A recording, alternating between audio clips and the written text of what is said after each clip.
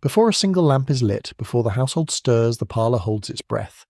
The window glass is cold at this hour, not cold enough to see your breath against it, but cold enough that you feel it through the drape when your hand rests near the hem. Outside, a delivery cart moves slowly down the street. The horse's shoes find the cobblestones one at a time. The sound comes and goes, and then the street is quiet again, and the only thing moving in the room is the coal in the grate settling lower, the embers going amber and then rust. This is a house of the 1890s. You can tell by the weight of everything, the wool of the curtains, the thickness of the carpet, the brass fittings on the escritoire in the corner where a woman has been sitting, perhaps since before you arrived. She's not young, she's not old. She sits with the stillness of someone who has learned that patience is not a virtue so much as a tool, and she has sharpened hers across many years of quiet, careful use. On the desk before her, a stack of papers, edges aligned with the precision of long habit, a pen resting in its tray, a glass inkwell, half full, and beneath her left hand, pressed flat as though it might otherwise escape, a document that carries the weight of everything she's about to do. She does not reach for the pen yet, she sits, she remembers. The Gilded Age liked to tell itself a particular story about inheritance. In this story, wealth moved in a straight line, from the patriarch who had earned it or accumulated it, or been fortunate enough to receive it, downward through the sons who would manage it, with the daughters and wives receiving comfortable provision in the margins of the document. The law, for much of this period, cooperated with this story. A married woman in many states could not hold property in her own name. A daughter's inheritance could pass on her marriage effectively to her husband's control. A widow's dower rights, her entitlement to a portion of her husband's estate, could be constrained, delayed, or quietly diminished by an executor with the right combination of access and patience. The women in the cases you are about to hear were not activists or reformers.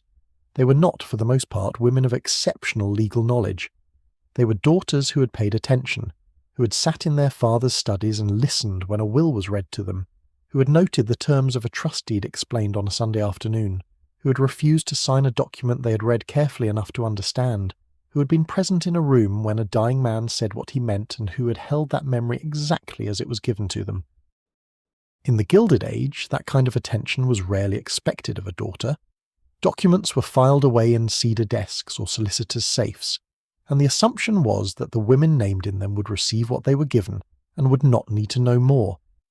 These 5 women had been given more knowledge than that, or had sought it out on their own, and when the moment came, when the will was read and something was missing, when the deed records showed a name that should not have been there, when the trust instrument had been quietly revised, they were able to speak precisely about what they knew and what they had witnessed.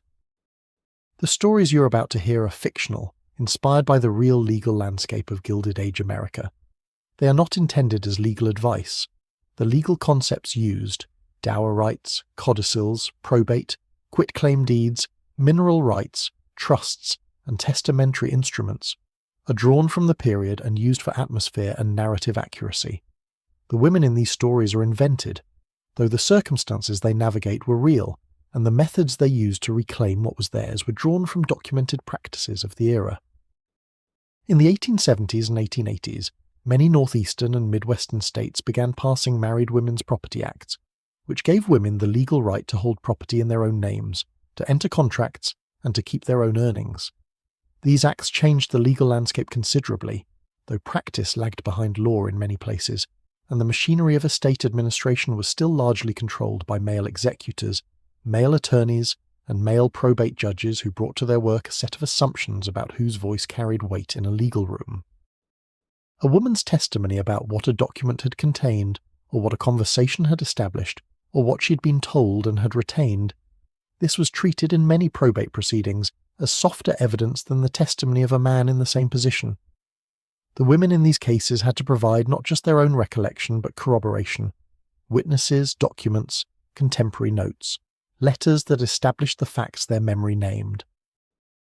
What is remarkable about them is not that they fought. Women of this period fought frequently and quietly for provisions that were rightfully theirs. What is remarkable is the nature of the tool they used. Not money, not legal sophistication, not the intervention of a husband or brother or son. Memory, specific, consistent, corroborated memory, was what they brought into the room. And in each of these cases, it was enough. If you enjoy listening to stories like this, subscribe. I post new stories each week, and there will always be another one waiting when you return. The fire has settled to a patient warmth. The street outside is quiet. These are the forgotten Gilded Age daughters who rewrote their father's wills from memory alone. Let them tell you what they knew. The first case concerns a woman named Harriet, and it begins not with her father's death, though that is where most people assume the story started, but with an afternoon in late November of 1887, when the elder Mr. Vance called his 3 daughters into the library of his Philadelphia townhouse and read them his amended will. He had done this before. It was, in that household, something of a ritual. Cornelius Vance was a careful man, careful with money, careful with property, careful with language, and he believed that the contents of a will should not be a surprise to those who stood to receive them. He was not unusual in this. Among the merchant class of Philadelphia in that era, a degree of transparency about testamentary provisions was considered a form of domestic order, a way of preventing the grief and confusion of a death from being compounded by the bafflement of an unexpected reading. He had read the original document to his daughters in 1882, the year his wife died, and the year he decided to put his affairs in formal order for the first time. He had read a first codicil in 1884, following the acquisition of a parcel of mineral-bearing land in western Pennsylvania, land he had purchased at what a business acquaintance called a reasonable risk, which Cornelius had understood to mean that the acquaintance had been unable to sell it to anyone else at full price. Now, in November of 1887, he had added a second codicil, and he wished them to hear it. The library at the Vance townhouse was a room that suited him. The walls were panelled in walnut, which had darkened pleasantly over 30 years of coal fires and pipe smoke.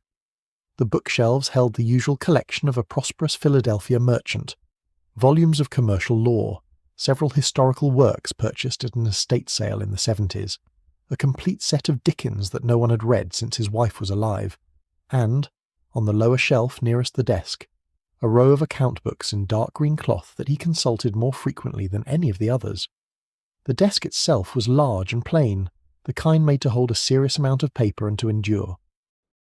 His daughters sat in the chairs he had arranged for them, Marion on the left, who was the eldest and had been married for 3 years, and whose husband managed a modest practice in insurance, Clara in the centre, who was the most decorative of the 3, and who had the most anxiety about money of any of them, Harriet to the right nearest the window, where the afternoon light came in grey and thin and sufficient.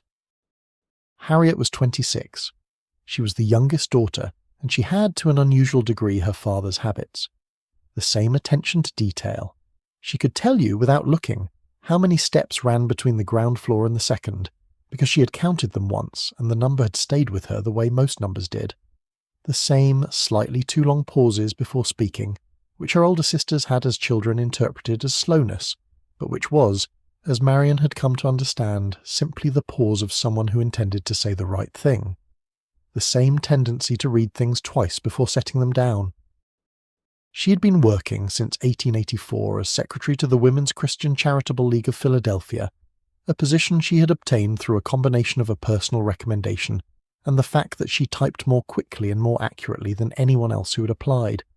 It was respectable work, and it paid enough for the small furnished room she kept on Spruce Street, and it gave her a reason to be out of the house most days, which she had found, after her mother's death, to be the thing she needed most. She visited her father every Sunday. She walked the 12 blocks from Spruce Street to the townhouse in all weather, and arrived slightly before noon, and stayed through the midday meal, and, on the Sundays when he was well enough for it, sat with him in the library through the afternoon. She had been, in other words, present enough to know him, not the way a child knows a parent from proximity alone, but the way a daughter knows a father when she's watched him carefully and listened when he spoke, and has found in those observations things worth paying attention to. Cornelius read the codicil slowly. He had never been a man who read aloud well. He stumbled over his own phrasing, lost his place, went back and found it again with the mild embarrassment of someone who knows the problem is not the page but the act of converting private thought to public sound. But Harriet followed without difficulty. She had always been able to hold words in her mind after hearing them once, the way some people hold melodies, not by effort, not by any deliberate act of memorization, but simply by paying the kind of attention that absorption rather than retention produced. By the time her father finished reading the codicil and set the papers down on his desk, she had already, without thinking about it, sorted the material into its essential parts. The mineral rights attached to the Allegheny parcel, the Western Pennsylvania land, the reasonable risk of 1884, were to be divided equally among the three daughters, held independent of any claim that might be made by their present or future husbands, placed in a formal trust to be administered by the First National Bank of Philadelphia, with income disbursed on the first day of each calendar quarter. She had also absorbed, without trying to, the legal description of the parcel, the range number, the township designation, the section. Her father had read the legal description carefully in the way he read all technical matter, one measured phrase at a time, and she had simply followed along. She did not know, sitting there in the chair nearest the window with the grey November light coming in behind her, that she would one day need to recall all of this. She did not know that the codicil would be gone by the time her father died, nearly 4 years later, in the spring of 1891. She simply listened, the way she had always listened, and when her father set the papers aside and asked whether anyone had questions, she found she had none, because she had understood. Marian asked about the quarterly disbursements, specifically whether they would begin immediately upon their father's death or after a probate period. Cornelius answered this with careful patience. Clara asked about the value of the mineral rights, and whether they represented a significant portion of the estate, which was a question Cornelius answered less patiently, saying that the point of a trust was not to speculate about values, but to ensure orderly administration. Harriet said nothing because she had no questions. She had understood the first time. The three daughters left the library at 4:30. Harriet walked back to Spruce Street in the cold, her breath visible in small clouds ahead of her, the noise of the city moderate at that hour on a Wednesday, a vendor's cart at the corner of Walnut selling roasted chestnuts in paper cones that she did not stop for, though the smell of them was warm and good.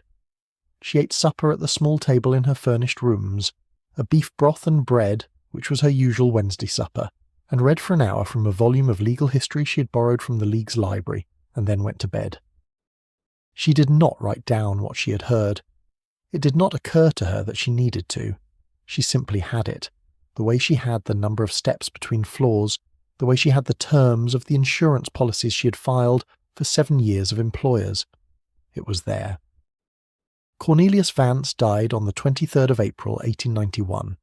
He had been ill through the winter, a chest complaint that presented first as a persistent cough in November, graduated to fever and reduced appetite through December and January, and that the doctors kept calling manageable with a hopefulness that began to seem, by February, more professional than substantive.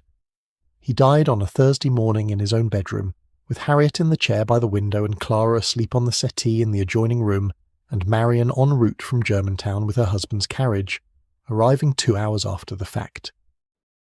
His death was not unexpected, but there is a particular quality to the grief that accompanies an expected death, a grief that has been preparing itself for months, that has already done much of the heavy internal work of acceptance, and that is nevertheless shocked when the moment arrives to discover that preparation is not the same as readiness. The household went into mourning with the efficiency of a well-managed house, whose inhabitants have done this before and know the sequence of tasks. The black cloth was brought from storage. The mirror in the front hall was covered. Letters went out. The housekeeper, a woman named Mrs. Kern, who had been with the family since 1876, supervised everything with the quiet authority of someone who has been trusted in precisely this kind of moment. The three daughters gathered. Marian arrived from Germantown with her husband, who was practical and kind and slightly frightened of the role grief required him to play. Clara came from the room she had taken in Chestnut Hill after their mother's death, bringing with her a small travelling case and an expression of controlled distress. Harriet, who had been present at the death, remained in the house through the first days of the mourning period, sleeping in the small guest room at the back that looked over the garden. The executor was a man named Roland Farley. He had been Cornelius Vance's attorney for 11 years, since the mid-1880s, since the time when Cornelius had grown dissatisfied with his previous legal representative over a matter that had never been fully explained but that had resulted in a cold and permanent parting. Farley was a man in his early 50s, partner in a respected firm in central Philadelphia, with a manner that was correct, precise, and difficult to read, which was, Harriet had always thought, perhaps exactly the manner an estate attorney should cultivate. He arrived at the townhouse on the 28th of April, 4 days after the funeral, to begin the formal process of identifying and valuing the estate's assets. He brought with him a young assistant, a man named Porter, who carried a leather case of documents and who took notes with the mechanical efficiency of someone whose employment depended on thoroughness.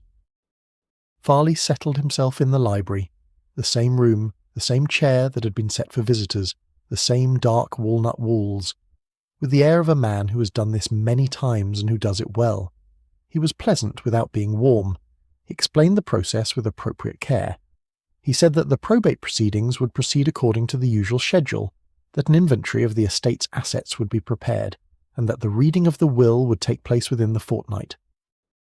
The reading of the will took place on the 5th of May in the same library, with the same chairs arranged for the same daughters. Farley sat behind the desk in a different way than Cornelius had sat behind it, straighter, more formally, as though the desk were his instrument rather than his inheritance. He read the document with careful diction, pausing at the end of each substantive provision, as though to allow comprehension to settle before moving on. Harriet listened with the same attention she had given her father's reading 8 years before. She tracked the document as it was read. She noted the 1882 provisions and their content. She noted the 1884 codicil and its acknowledgement of the mineral parcel, and within the first 2 minutes she understood that something was wrong. The will Farley read was the 1882 document with the 1884 codicil. It divided the estate among the 3 daughters equally, and it acknowledged the Allegheny parcel as a part of that estate. But it did not contain the 1887 codicil. The provisions that Harriet had heard her father read, the trust structure, the quarterly disbursements, the protection of the mineral rights income from the daughters' husbands, were absent. The 1887 codicil was not mentioned, it was not presented, it was not there. Harriet did not speak immediately. She had her father's habit of pausing before speaking, and in this case the pause was longer than usual, not from uncertainty about what she was going to say, but from the particular discipline of someone who understands that what she says next will matter enormously, and who wishes to say it correctly. She thought through what she had heard and what she knew.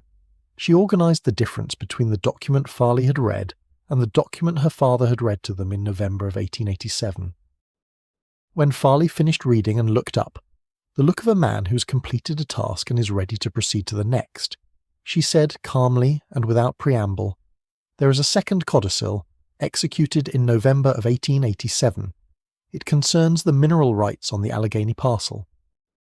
Farley folded his hands. He said that the documents before him represented the complete testamentary record of Cornelius Vance as it existed in the relevant files. He said this with the particular firmness of someone who does not expect to be contradicted in a matter within his professional expertise.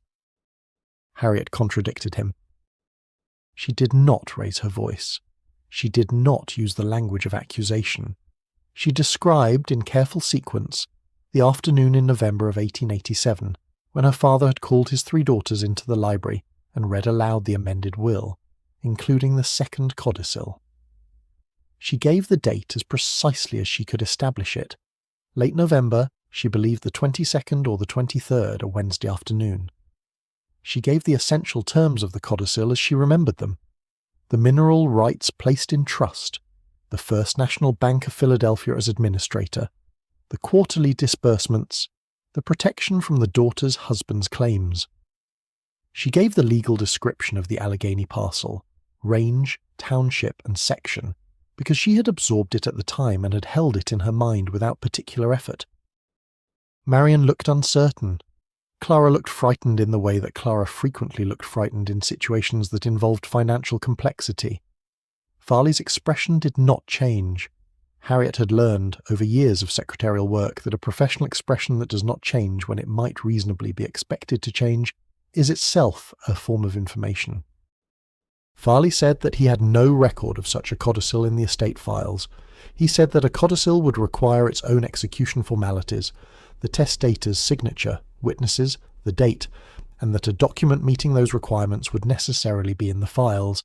He said that the document she described would need to be produced in physical form before it could be considered part of the probate record. He said these things with the professional sympathy of a man who wishes to be seen as patient with grief-produced confusion without being seen as credulous. Harriet thanked him for his time. She said she would be in touch with questions. She gathered her coat and her small black bag and walked the 12 blocks from the townhouse to her rooms on Spruce Street in the April afternoon, which was warmer than November had been, the kind of spring day that makes Philadelphia briefly beautiful.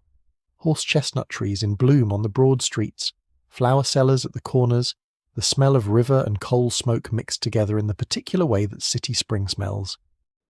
She sat at her own desk. It was smaller than her father's and plainer, and it faced a wall rather than a window, and the wall held a map of Pennsylvania that she had put there because she had always found it useful to have a map within eyeline when she was thinking about something she could not quite see yet. She took out a clean sheet of paper and began to write. She wrote for 2 hours.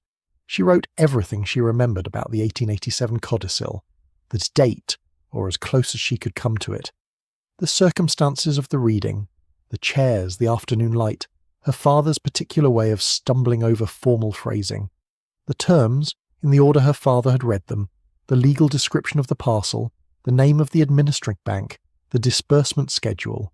She wrote a full account of her memory, and when she'd finished she had 4 pages of dense, careful handwriting, the letters small and even, the line endings consistent. The pages dated May 5th, 1891, which was the same day as the will reading.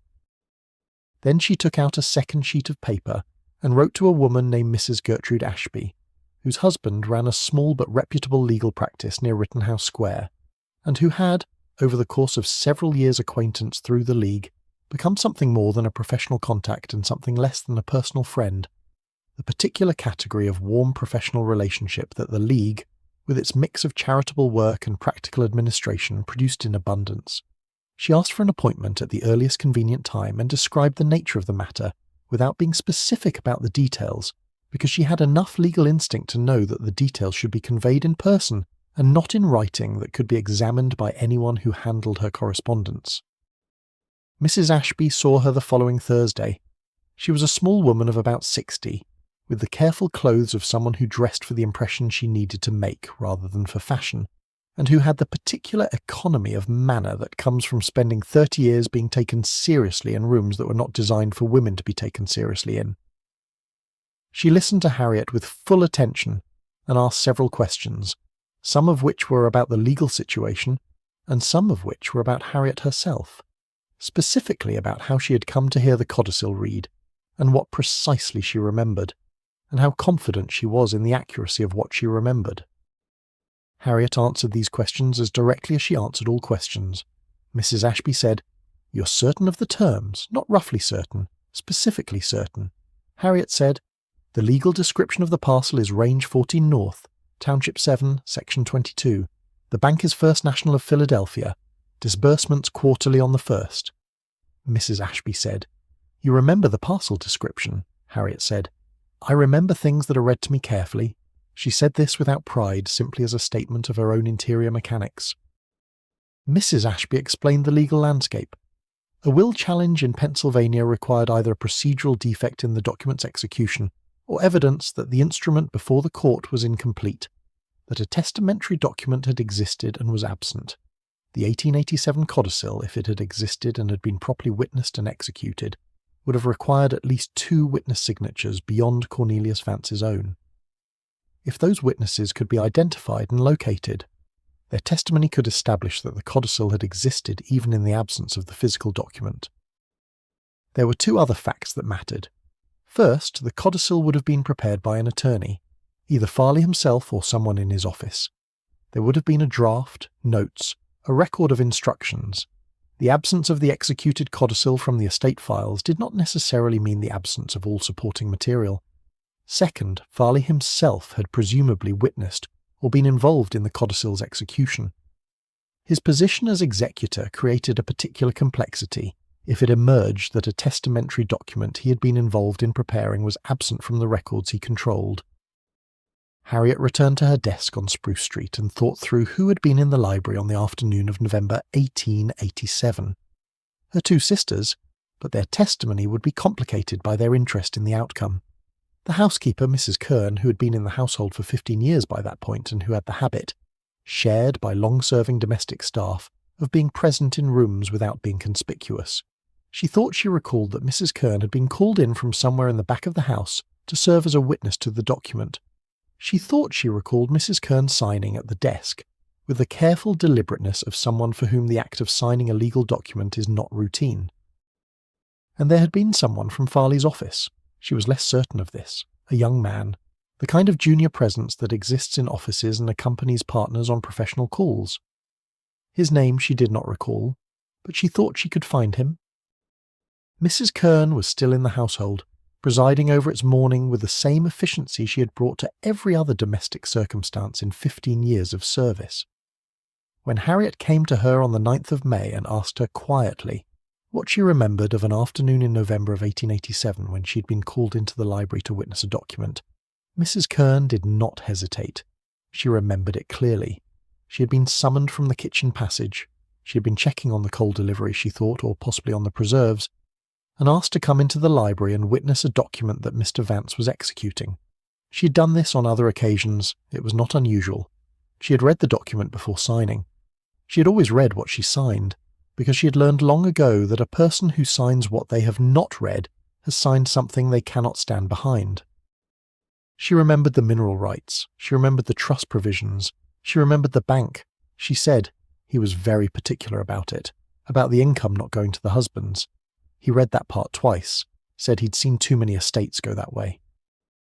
The young man from Farley's office turned out to be a person named Eccles, who had been with the firm from 1885 to 1889, had left to take a position as a clerk with a shipping firm near the waterfront, and was found there by Harriet on a Monday afternoon in mid-May, sitting at a tall desk in a room that smelled of coal dust and hemp rope. He was 30 by then, neatly dressed, with the slightly watchful manner of a person who has spent time in legal offices and who understands that conversations about legal matters carry weight. He was not immediately forthcoming. He was a person who understood what it meant to give evidence that worked against a former employer, and he was not willing to do that without understanding what he was being asked to do and what it was for. He asked Harriet several careful questions. She answered them directly. She said she was not alleging wrongdoing on Farley's part, only that a document existed which had not been included in the probate record, and that she intended to file a challenge requesting the court to direct a search for it. She said she believed he had been present when the document was witnessed, and that she was asking whether he remembered being there. He was quiet for a while. Outside the window, the noise of the waterfront made a constant low background. The creak of ropes, and the movement of water, and the shouting of men doing the patient, repetitive work of loading and unloading ships. He said he remembered the November afternoon in 1887. He said he had accompanied Farley to the Vance townhouse on 2 or 3 occasions that year, and he remembered one that had involved a codicil, an additional document being executed. He said he had witnessed the signature. He said the codicil had dealt with mineral rights on a parcel in western Pennsylvania. He thought about it for several more days. Then he came to Mrs. Ashby's office and gave his full statement. The challenge to the probate record was filed in the Court of Common Pleas for Philadelphia County in the 2nd week of June, 1891. Harriet's petition stated that she had personal knowledge, from direct hearing, of a testamentary codicil executed by her father in November of 1887, the existence of which was corroborated by 2 witnesses who had been present at its signing. The petition attached her own written account dated May 5th, the same day as the will reading, and the sworn statements of Mrs. Kern and of Eccles, each prepared separately without the other's presence. She also requested that the court direct a search of all relevant repositories, including the offices of Roland Farley, for the physical codicil, and that the probate proceedings be stayed pending the outcome of that search. Farley's response to the petition was filed within a fortnight. It was measured and professionally confident. It noted the absence of the physical document.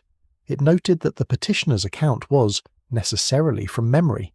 Memory held over 4 years, memory of a single afternoon, memory of a document she had not herself possessed or reviewed since the moment of its reading. It noted that sincerely held memory was not a legal instrument. The probate judge assigned to the matter was a man named Hollingsworth, who'd been on the bench for 14 years and who had, in that time, developed a finely calibrated attention to the texture of testimony. He was not easily impressed by confident formal objections, and he was not easily dismissed by petitions supported by careful detail. He read Harriet's account twice.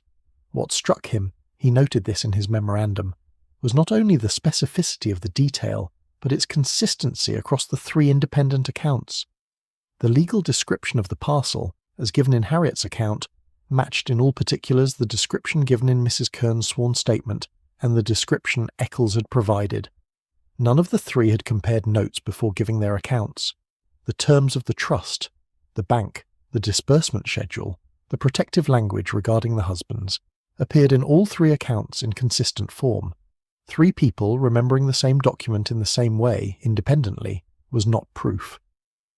But it was evidence of a particular kind, and Hollingsworth ordered a formal search of the Farley firm's document archives. The search was conducted by a court officer over 2 days. On the afternoon of the second day, in a filing cabinet in the firm's archive room on the 3rd floor, a room that smelled of old paper and the particular dustiness of documents that have not been consulted in years, the officer located a file that had been placed under a miscategorized label and had not been retrieved in the normal course of administration. Within the file was a draft document in Farley's own handwriting, with corrections and cross-references and the marginal notations that represented the working materials of a practiced estate attorney preparing a testamentary instrument. It was not the executed codicil, it was the draft that had preceded it, but it contained the same terms Harriet had described: the mineral rights, the trust structure, the First National Bank of Philadelphia, the quarterly disbursements, the protective language regarding the husband's claims, and it contained the legal description of the Allegheny parcel, Range 14 North, Township 7, Section 22, exactly as Harriet had stated it. The case was settled without a full evidentiary hearing. The terms of the 1887 codicil were entered into the probate record by stipulation, an acknowledgement by all parties that the codicil, as described in the petition, and supported by the draft document, reflected the testator's documented intention, and that the estate should be administered accordingly. The mineral rights were placed in the trust that the codicil had directed. The First National Bank of Philadelphia took on the administration. The quarterly disbursements began in the spring of 1892. What had made it possible was not strategy.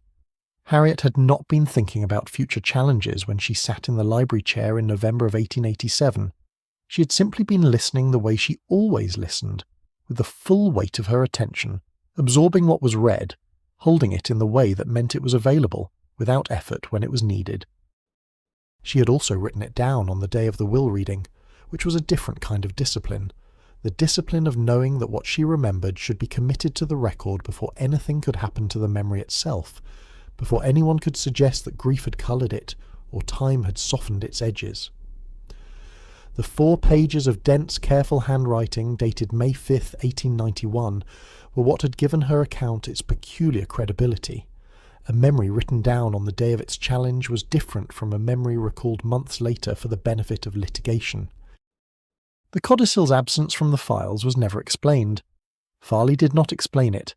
His expression, when the draft was produced, was as correct and difficult to read as it had always been.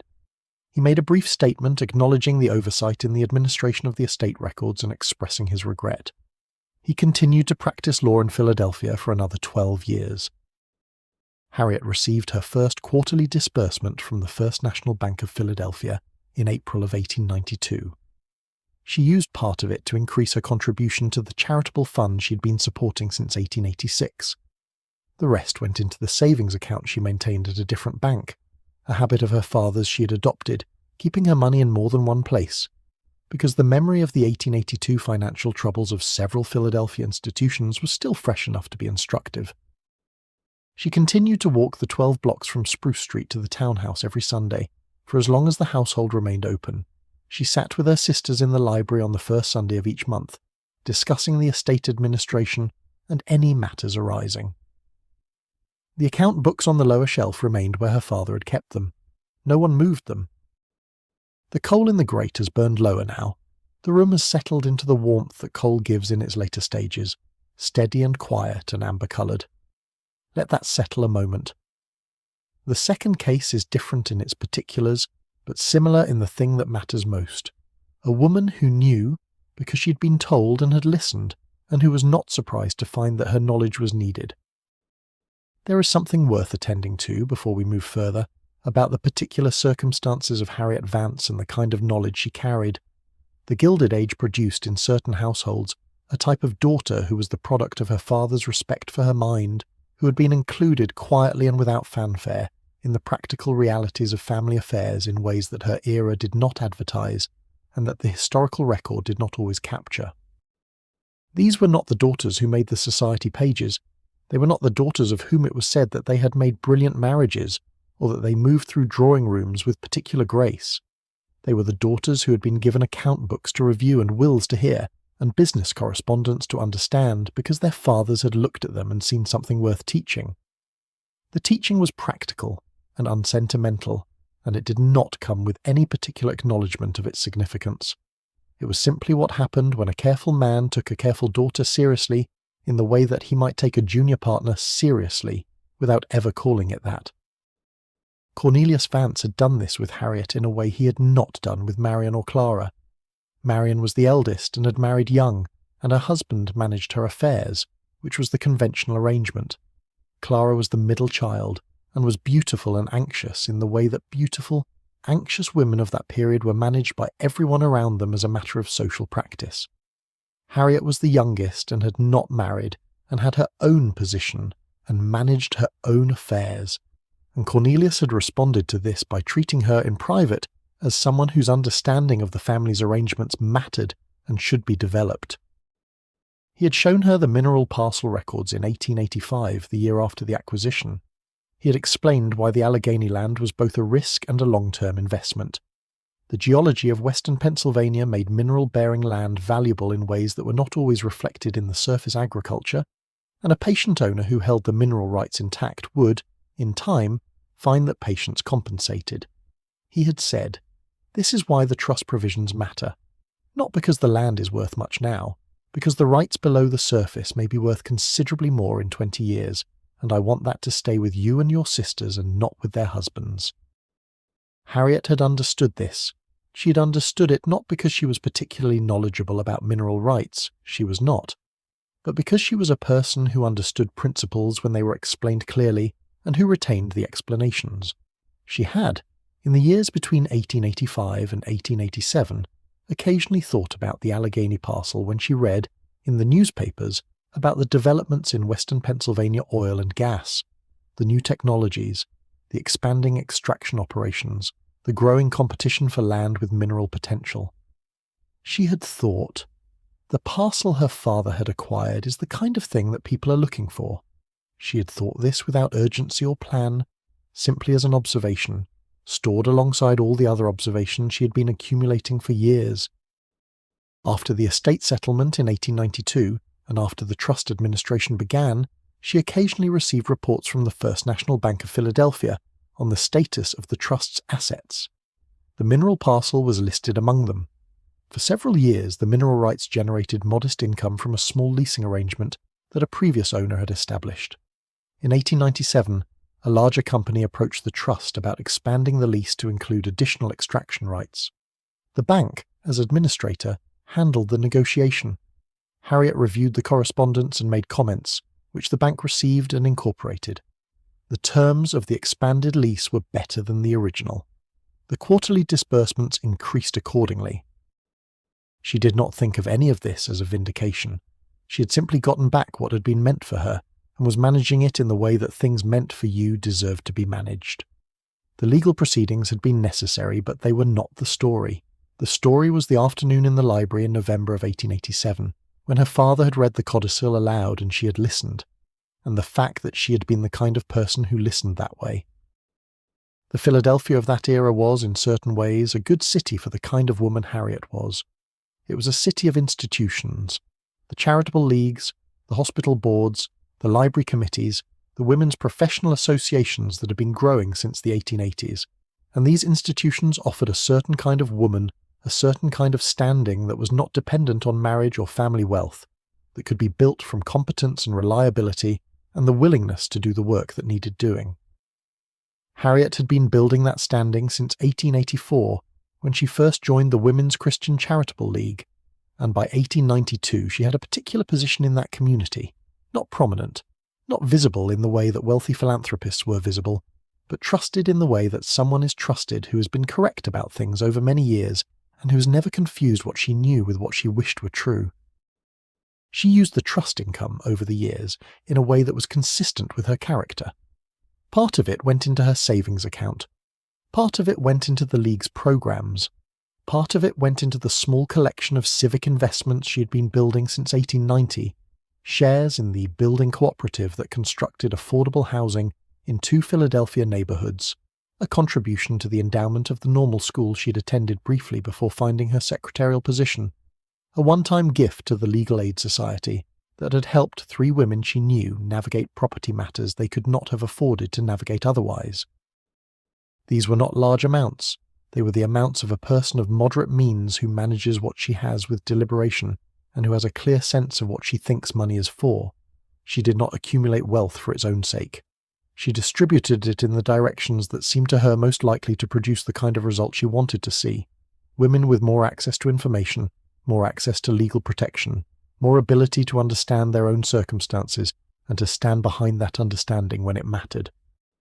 In 1905, she left the Women's Christian Charitable League after 21 years and took a position with a new organisation that was more directly focused on women's legal rights, a small group affiliated with the broader suffrage movement but specifically concerned with property law, with the Married Women's Property Acts, with the practical mechanics of how women could hold and protect what was theirs.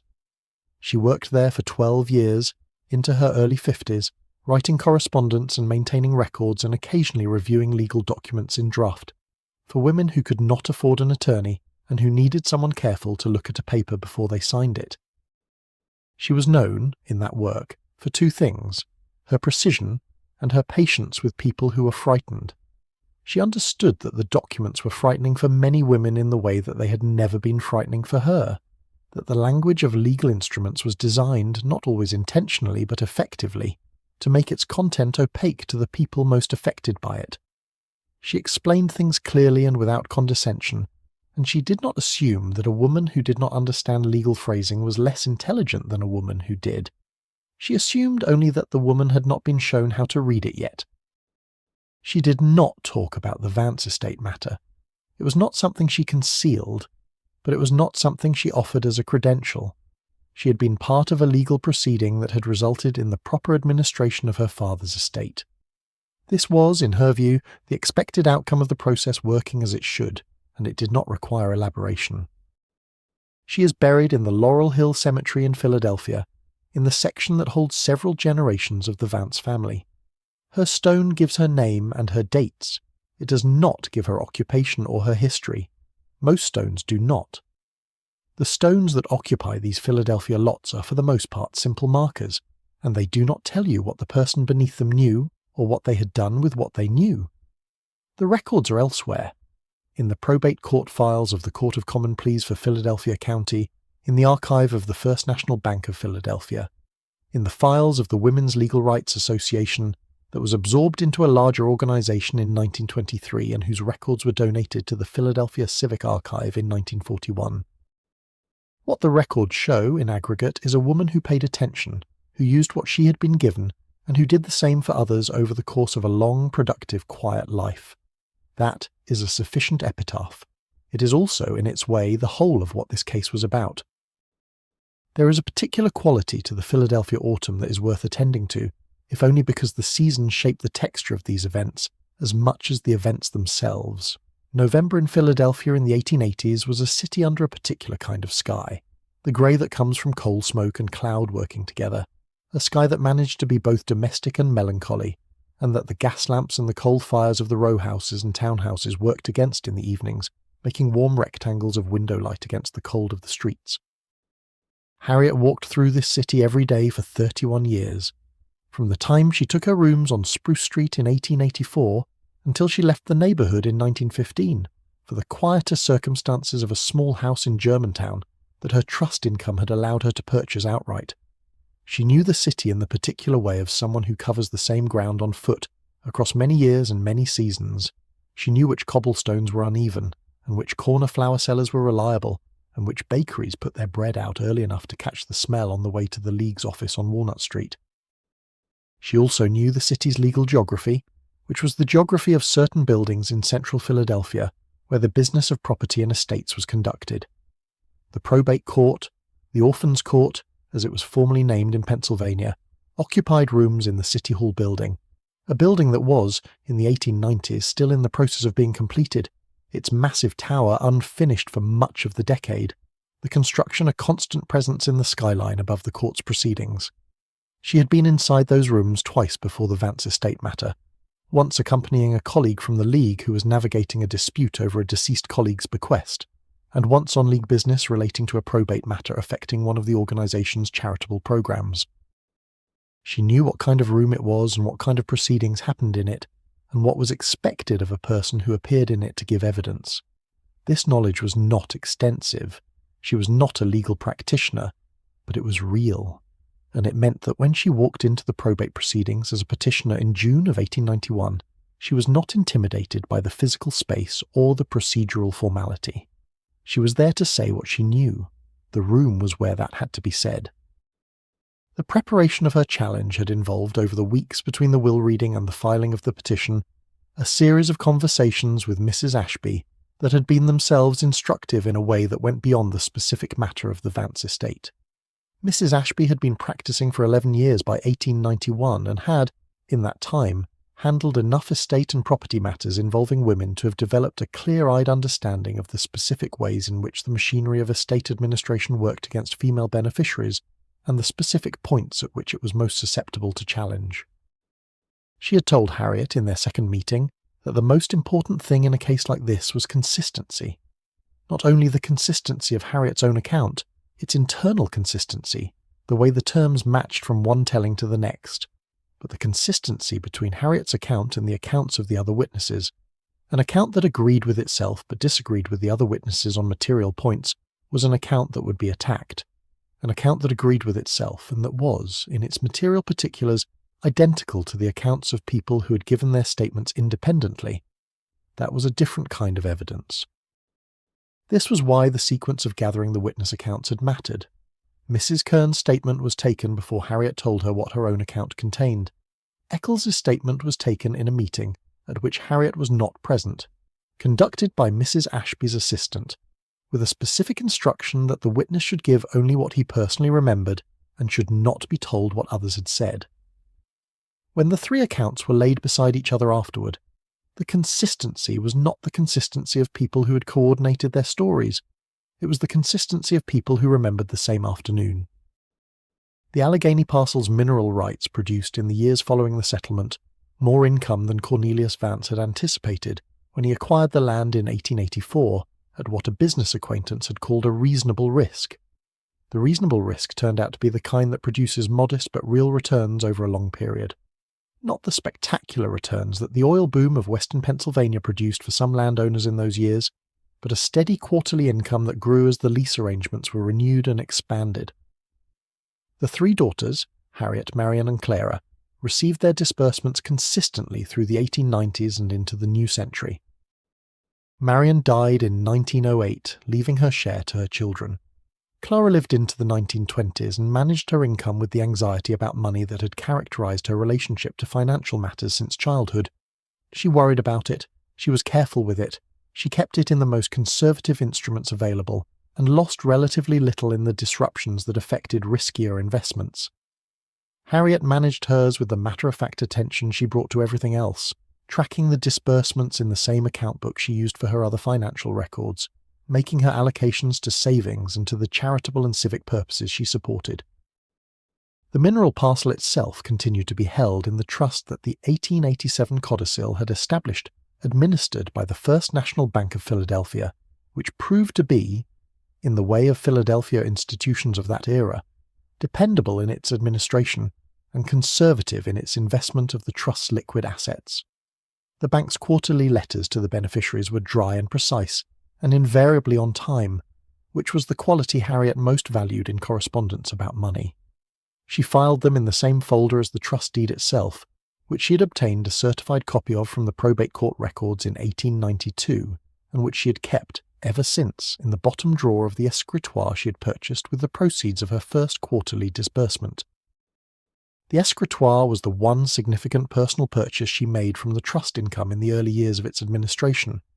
She had wanted a desk of her own, not the plain desk that faced the wall in her rented rooms, but something she had chosen herself, that fitted the work she did in the evenings when the League's correspondence was done, and she sat in the lamplight reading or thinking or making notes. She'd found it in a second-hand furniture establishment on South Street, a walnut piece of the 1870s, smaller than her father's but built in the same proportions, for a particular purpose, meant to hold a serious amount of paper and to endure. She moved it with her when she left Spruce Street in 1915 to the house in Germantown that she had purchased with the accumulated savings from 30 years of trust income and League salary. It stood in the front room of that house, below the window that looked out at a street considerably quieter than Spruce Street, in a neighbourhood that was pleasant without being fashionable, which was exactly the kind of neighbourhood Harriet found most habitable. The walnut desk held, in its bottom drawer, the same folder it had held in the Spruce Street rooms, the trust deed, the certified copy of the 1887 codicil as reconstructed for the probate record, the 4 pages of dense handwriting prepared on May 5th, 1891. She kept them not because she expected to need them again, but because they were the record of something that had happened, and that deserved to be held as carefully as it had been made. She read sometimes in the evenings in Germantown from the volumes of legal history she'd been accumulating since the 1880s. The history of women's property law in England and America, the doctrines that had governed and the cases that had changed them, the slow accretion of precedent and statute and practice that had moved over a century from the complete erasure of married women as legal entities to the situation that existed in 1915, which was imperfect, but substantially better. She read this history with the attention of someone who has a personal relationship with it, who has been, in a small way, part of it. She did not think of herself as having been part of history. She thought of herself as having been part of the administration of her father's estate, which had required her to state, clearly and repeatedly, what she remembered, and which had resulted in the proper distribution of what her father had directed. The history was in the records. The records were in the Orphans' Court of Philadelphia County, and in the archives of the First National Bank, and in the bottom drawer of a walnut escritoire in a house in Germantown where a woman was reading in the lamplight on a quiet street in 1915. The history was being held, as it always had been, by someone paying attention. The second case begins with a fire, and so it is appropriate to say first what the fire was and what it was not. It was not a disaster. It was not even, by the standards of houses of that size and that era, a particularly unusual occurrence. It was a lamp left too close to a stack of papers on a November night in 1893, in an upstairs study of a well-managed Hartford, Connecticut household. The papers burned, the lamp cracked. Someone in the household smelled the smoke at perhaps 11:30 and raised the alarm quietly. Not the kind of alarm that brings the fire brigade, but the domestic kind, servants appearing in the corridor with buckets and damp cloths, the fire contained and extinguished before it reached the walls. By morning the room was repairable. The window seat would need new cushions. The floor beside the desk was scorched in a rough half-circle, the shape of the fire's reach. The curtains were ruined. The wall above the desk had been discoloured by smoke and would need repainting. These were inconveniences, manageable ones, the kind that a well-staffed household absorbs without excessive disruption. The papers, however, were gone. The papers belonged to Edward Crane of Hartford. He had died 2 weeks before the fire in late October of 1893 of the cardiac failure that had been approaching him with the patience of something that has no particular schedule but will arrive eventually regardless. He was 68. He had been a merchant, careful and prosperous, a man of moderate Hartford wealth, not spectacular, not the kind that made the newspapers, but the kind that accumulates over 4 decades of attentive management, and that, at the end, represents a considerable estate. He owned the family house on Farmington Avenue. He owned rental property in 2 other Hartford streets and a commercial building near the rail yard. He held interests in a small insurance company that had been doing well for 20 years and in a textile mill that had been doing adequately, which in his view was the proper range for a textile mill in the 1890s. He had 4 children.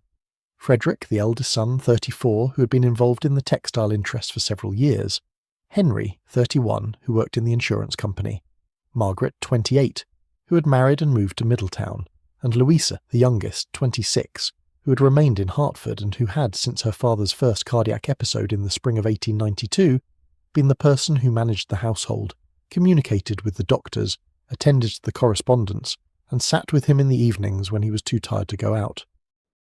Louisa had her father's disposition. This was something the family acknowledged without always finding it comfortable.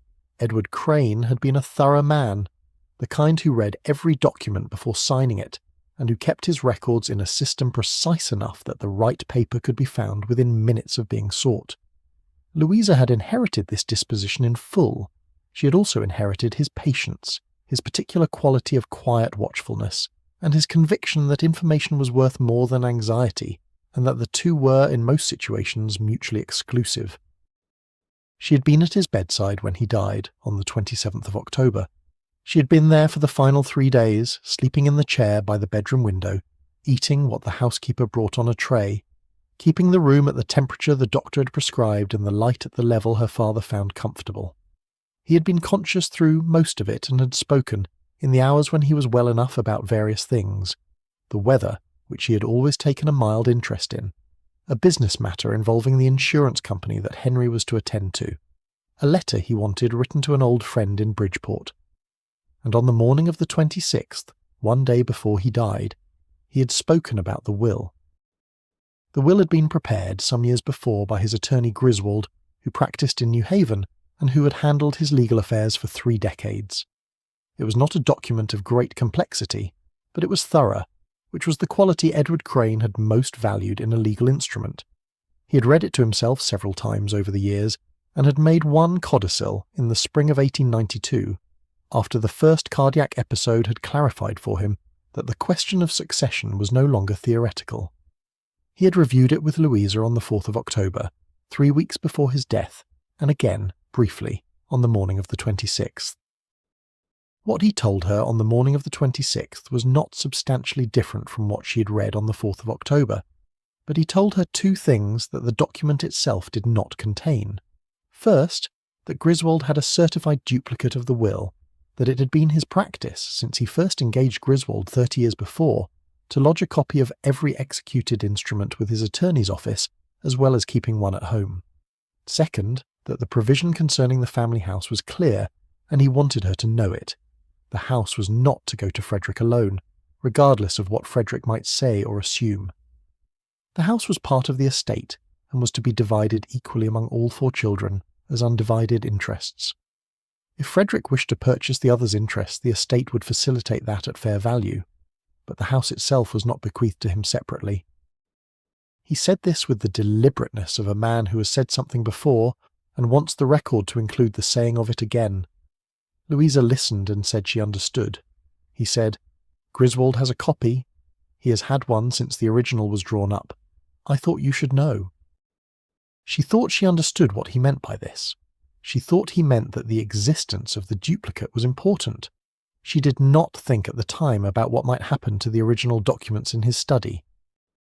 On the night of November the 11th, 2 weeks after his death, the lamp burned too close to the papers, and the study went up in a small, contained way that nevertheless consumed everything on and round the mahogany secretary desk.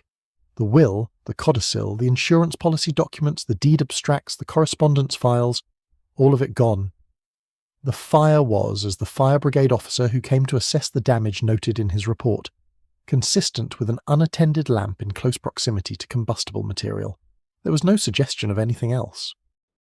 Frederick presented himself the following morning as the family's primary interpretive authority on their father's intentions.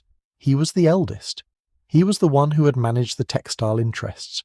He was the one who had, in his own assessment, carried the greater share of the business burden during their father's illness, which was a characterization that Louisa found imprecise, but that she did not correct in the immediate moment, because the immediate moment was not the right time. Frederick told Mr. Davison, the solicitor whom the family had engaged to manage the estate proceedings, that the will had directed the estate to be divided equally among the 4 children, with the family house passing specifically to himself as the eldest son, he being the one who had maintained the business interests and who would naturally take on the role of family head. He said this with the confidence of someone who has said something often enough to himself that it has acquired the texture of established fact. Davison received this account with professional neutrality. He noted it. He made no immediate comment on it. Louisa, who had been sitting in the chair to Frederick's left and who had heard all of this with the attention she brought to things that required careful listening, waited until Frederick had finished speaking.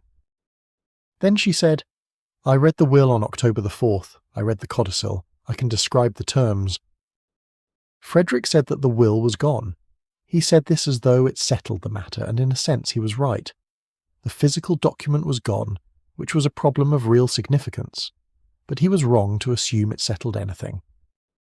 Louisa told Davison that she had read the will on the afternoon of October the 4th, at her father's request, in the family study. She described the circumstances with the exactness she brought to things she had observed carefully. The afternoon light, which had been overcast coming through the study window from the south, the weight and texture of the document, 3 pages in Griswold's firm hand plus 1 page in her father's own, added in 1892. She said her father had wanted her to read it because she was the one managing the household, and he believed she should understand what he had arranged.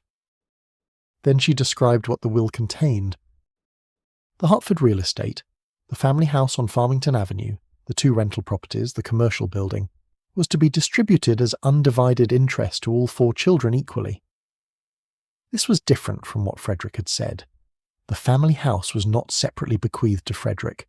It was part of the general real estate division, equally apportioned. If Frederick wished to acquire the other's interests, he could do so by arrangement, but ownership was not his by simple bequest. The insurance company interest was to be liquidated within 2 years of her father's death, and the proceeds distributed among the 4 children according to the same equal proportion. The textile mill interest was more complex. Frederick was to serve as its manager, drawing a salary from the company's profits, but the ownership was to remain collective, held by the estate for a period of 10 years, during which none of the children could sell or encumber their interest without the consent of the others. After 10 years, the children could vote to continue the arrangement, to sell the company, or to restructure the ownership. The codicil, the 1 page in her father's own hand, added in the spring of 1892 after the first cardiac episode, directed that $5,000 be held in reserve for each of the daughters, Louisa included, as a separate bequest not subject to the general estate division, to be paid from liquid assets within 6 months of his death. He had written the codicil himself because he had wanted the language to be in his own words, not Griswold's, and had taken considerable care over it. When she had finished describing these terms, the room was quiet for a moment. Frederick said that he had no memory of these specific provisions. Louisa said that she was not surprised, as the provisions had not given him what he had expected, and suggested that Davison might wish to consult their father's attorney of record in New Haven to determine whether a duplicate had been lodged with his office. Davison wrote to Griswold that afternoon. He was a thorough man in his own right, and Louisa's account had been specific enough to take seriously, and the mention of a possible duplicate was the kind of information that required immediate verification. Griswold's reply arrived in 4 days. It was brief and entirely clear. He did have a copy. He had maintained a certified duplicate of every instrument Edward Crane had executed since 1864. The will and the codicil were in his safe. They had been there since their respective execution dates. He enclosed a certified copy of each for the estate proceedings. The certified copy said what Louisa had said it said. The Hartford real estate was distributed as undivided interest to all 4 children. Frederick's position as manager of the textile mill was confirmed, with the 10-year collective ownership structure intact. The personal bequests of $5,000 to each daughter, Louisa and Margaret, were paid in the spring of 1894, within the 6 months her father had directed. Frederick said nothing further about the family house after Griswold's copy was produced. He recalibrated as a practical person does when the facts are clear, and he directed his energy toward the management of the textile mill, which was, after all, the role he was best suited for and which the will had given him in full. What is worth dwelling on, in this case, is not the resolution but the particular thing Louisa had known that made the resolution possible. She had known about Griswold's copy not because she had sought this information or been strategic about it, but because her father had told her, on the morning of October the 26th, as part of a conversation in which he was being thorough about what he wanted her to understand. He had told her because he trusted her to hold the information and to use it correctly, and she had held it and used it correctly, in the way that things entrusted to the right person tend to work out. In the legal culture of that period, there was a practice that careful estate attorneys like Griswold maintained as a matter of professional standard: the lodging of executed instruments in a second, separate location from the one controlled by the testator. This practice existed precisely because papers in a private study were vulnerable to fire, to theft, to the kind of accidents that are neither intentional nor preventable. The law recognised this vulnerability. Griswold had been maintaining such copies for 30 years because he had once seen, early in his practice, a case in which the sole copy of a will was destroyed and the estate had to be administered as if the man had died intestate, which had not been his intention and which had produced considerable suffering. Louisa did not know about the legal history of why her father kept duplicates with Griswold. She knew only what her father had told her, that Griswold had a copy. That had been enough. She received her $5,000 in the spring of 1894. She used $2,000 of it to purchase a small house on Hartford's West End, in her own name, under the provisions of Connecticut's Married Women's Property Act. She was unmarried at the time of the purchase, but she had read the Act carefully enough to understand that its protections, once a property was registered under its provisions, would hold regardless of her future marital status. She wanted to own property. She wanted it registered in a way that was not subject to future dispute. She had learned enough, in the months since her father's death, to know that the way a thing is documented at the beginning is often the most important thing about it. The house on the West End had a small garden in the back that she planted with kitchen herbs. She made her own preserves in the autumn as her mother had done, putting up jars of plum and quince that she kept on the basement shelves through the winter. She read in the evenings and managed her own affairs and was, by her own assessment, entirely satisfied with the situation she had arranged for herself. She visited Frederick every few weeks, as was appropriate among siblings. They were not close, but they were not estranged.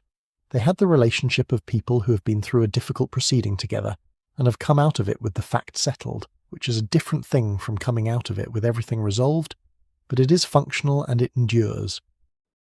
Outside the window the November wind has eased. The street is quiet again. The fire holds its warmth. We move now to the third case, which takes us west and back a decade, to an Ohio parlor and a woman whose memory was not of a document read, but of a document carefully explained on a Sunday afternoon in her father's house, when she was 16 years old. The Hartford of 1893 was a city in the particular condition of a city that has been prosperous for a long time, and that knows it, and that has built its knowing into the texture of its streets and institutions. The insurance industry had made Hartford wealthy in the way that industries make cities wealthy. Not spectacularly, not in the rush of a single decade, but steadily, and with an air of permanence that the brick buildings on the main commercial streets embodied in their proportions and their facades. Edward Crane had spent 40 years in this city building the moderate version of the Hartford fortune, the version that did not appear in the newspapers' accounts of the city's great merchants, that was not associated with any particularly notable civic gift or any famous transaction, but that was real and solid and carefully maintained. He had bought his house on Farmington Avenue in 1861, 32 years before his death, when the street was already one of the addresses that signified what Hartford signified by a good address, and he had maintained it in the way that things are maintained when you are a person who values order and who has the resources to sustain it. The house was not large in the way of Newport cottages or Fifth Avenue mansions. It was a Hartford house, well-proportioned dark brick with a porch that ran across the front and that had green wicker chairs on it in the summer, and a back garden that was productive rather than ornamental, the kind of garden managed by someone who thinks about food as a practical matter and plants accordingly. The preserves that Louisa made from that garden after her father's death continued a practice her mother had established 30 years earlier, using the same recipes and the same jars, a continuity she maintained without reflecting on it much. The burning of her father's papers was, as the fire brigade report confirmed, exactly what it appeared to be. There was no reason to look further than a lamp too close to documents on a November night when the household was in mourning, and the ordinary attentiveness of daily life had been disrupted by grief. Lamps were often left in careless positions in those weeks. The housekeeper, who had managed the household through similar disruptions before, acknowledged in conversation with Louisa that she'd been less careful than usual in the study, that the oversight was hers. Louisa did not blame her. She was not a person who spent her energy on allocation of blame when the energy could be used elsewhere. The papers were gone. The question was what existed apart from the papers. Griswold's certified duplicate had been lodged with his New Haven office in 1864, the same year Edward Crane had first engaged him, at the start of what became a 30-year professional relationship. The practice of lodging duplicates with his attorney was something Crane had adopted from an early mentor in the dry goods trade, a man named Abernethy, who had told him, in 1855, that documents in a single location were documents waiting to be lost. Abernethy had said this with the authority of someone who had watched it happen to a colleague and who had resolved, following the observation, never to let it happen to himself. Edward Crane had told Louisa about the duplicate lodging on the morning of October the 26th, because, she reflected afterward, he had told her things like that throughout his life. Small, practical facts about how his affairs were arranged, offered without particular ceremony and received in the same way. He did not say, "I am telling you this because it may become important." He simply said, "Griswold has a copy. He has had one since the original was drawn up. The addition of 'I thought you should know' was as close as he came to indicating that the information was deliberate rather than incidental." She had known why he told her. She had understood since her mother's death in the early 1880s, and since she had become the household's primary manager, that information given to her by her father was information he had decided she needed. He did not share things carelessly. He did not tell her things that were not relevant to her situation. If he told her about Griswold's copy, it was because the knowledge of Griswold's copy was something she might one day need. Frederick's presentation of himself as the family's interpretive authority on the estate was something Louisa had anticipated, if not precisely in this form. Frederick was the eldest son, and had always understood himself to occupy a certain role in the family, a role that he occupied for the most part competently and without unpleasantness, but that he had a tendency to expand in moments when expansion seemed available. His account of the will's provisions, the family house passing specifically to him as the eldest son, was an expansion. She had not been in the room when the will was read and discussed with her father. Frederick had not been in the room either. He had simply, she suspected, been telling himself this version of events for long enough that it had acquired the quality of fact. She did not say any of this to Frederick. She said instead what she knew. The terms of the will, as she had read them on the 4th of October, and as her father had explained them on the morning of the 26th. The terms gave the family house to all 4 children in equal shares. This was not a creative interpretation of the document's language. It was what the document said. Frederick's version was not what the document said. The certified copy that Griswold sent confirmed this and resolved the matter, and the resolution was orderly and without prolonged dispute, because the document was clear, and the family had a solicitor in Davison who understood his obligations and a copy of the original testament that he could examine directly. The most difficult part of the proceedings, Louisa thought later, had been the brief period between Frederick's account and the arrival of Griswold's copy, the days when the fire had destroyed the only physical document available, and when her knowledge of what the destroyed document had said was the only thing standing between the estate's proper administration and Frederick's particular version of his father's intentions. She had not been frightened in those days. She had been attentive. She had been working through the sequence of what needed to happen, the letter to Davison, the inquiry to Griswold, the specific details that needed to be in the record, with the same methodical attention she brought to the household accounts or to the management of her father's correspondence. It was a problem with a solution, and the solution required certain steps in a certain order, and she knew what they were. The property she purchased on Hertford's West End in the spring of 1894 was a house of the kind appropriate to a woman of her means, small enough to manage without staff, large enough to live in comfortably, with a garden in the back that she planted in the same practical way as her father's garden on Farmington Avenue. She grew kitchen herbs and several varieties of tomato, and, in the sunny southern corner, a row of climbing roses that her mother had always kept, because there was no reason not to have beauty when beauty could be produced without difficulty. She maintained connections with the Farmington Avenue house throughout the period in which the estate was being administered, and the various assets were being disposed of or managed according to the will's directions. The commercial building near the rail yard was sold in 1895. The rental properties on the 2 Hertford streets were retained for several years as income-producing assets and sold in the early part of the new century. The insurance company Interest, which was to be liquidated within 2 years of her father's death, was sold in 1895 at a price that satisfied all 4 children as a fair representation of its value. The textile mill was more complicated and more interesting. Frederick managed it, as the will directed, and his management was neither very good nor very bad. It was the management of a competent person who is slightly out of his depth, but who has enough self-awareness to consult when he is uncertain, which Frederick did in fact do on several occasions over the 10-year period during which the collective ownership arrangement held. The mill was sold in 1905, at the end of the 10-year period, for a sum that represented a reasonable but not spectacular return on what their father had invested in the interest. The proceeds were divided among the 4 children. Louisa's portion of the textile mill sale, added to the other distribution she had received from the estate over the years, represented a comfortable addition to her own resources. She was not wealthy in the way that would have attracted attention. She was independent, which in her view was better. She lived in the West End house for 34 years, until her death in 1928. She never married. She managed her own affairs with the precision and care she had inherited from her father, maintaining her records in a system that was, after his model, precise enough that the right paper could be found within minutes of being sought.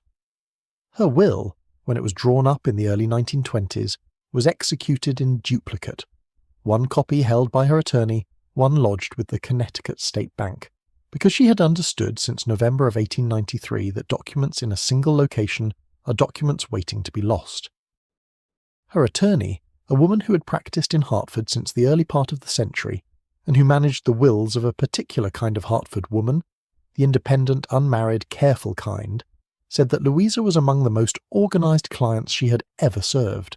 She said the estate administration, when it became necessary, had been simple because the records were complete and the provisions were clear and there was nothing missing and nothing ambiguous. Louisa would have found this the appropriate response to a well-managed life. She had been given the tools, she had used them. The house in the West End with its kitchen garden and its climbing roses in the southern corner had been her own, clearly and legally, for 34 years. That was a sufficient return on what she had been given to understand. It is worth pausing, in this second case, on the particular figure of Griswold, the New Haven attorney who had maintained Edward Crane's certified duplicates for 3 decades.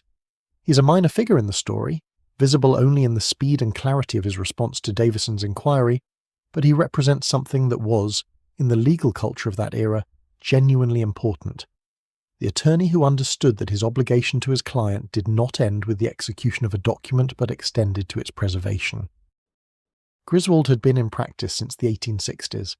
He had built his reputation slowly, in the way that New Haven practice built reputations in those years, through consistent reliability rather than spectacular wins, through the kind of thorough work that clients did not always notice until the moment when they needed it to have been done. He had, by the 1890s, a client base that was largely composed of careful Connecticut businessmen and their families, people who valued in an attorney what they valued in themselves: thoroughness, accuracy, and the habit of making provision for what might go wrong.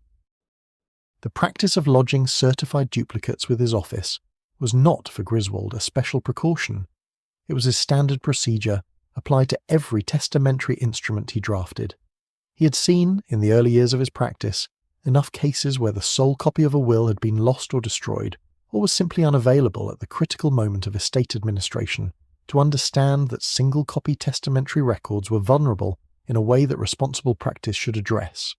He had made the multiple-copy arrangement his standard from approximately 1862 onward, and he had maintained it consistently across 30 years of practice.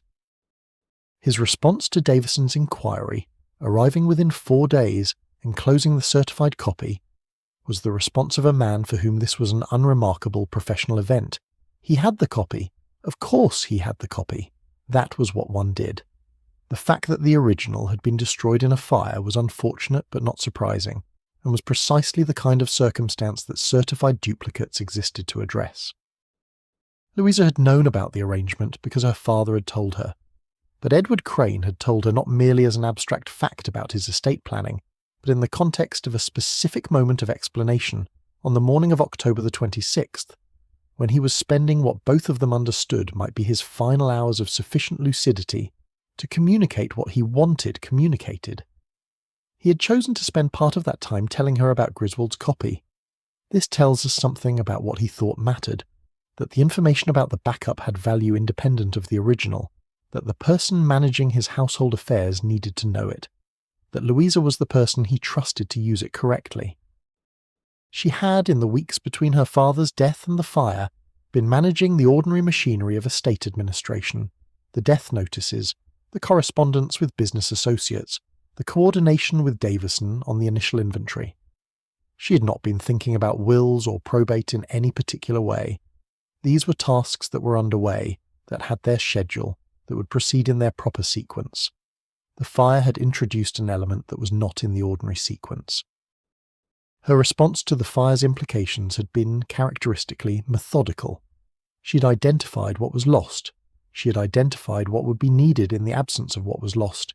She had identified the resource that addressed the need, and she had said so at the appropriate moment. The method was not cold. She was grieving her father's death, which was a grief both immediate and extended, the kind that takes months to come into full focus. But the method was clear. Grief and clarity, in Louisa's case, operated in different registers and did not interfere with each other. There is a phrase from the property law of the period that describes the situation Louisa had found herself in, or rather the situation she had prevented from becoming the situation the fire might otherwise have produced. The phrase is nemo dat quod non habet. No one gives what they do not have. It is a principle that applied in various contexts to the transfer of property interests that the transferor did not actually hold.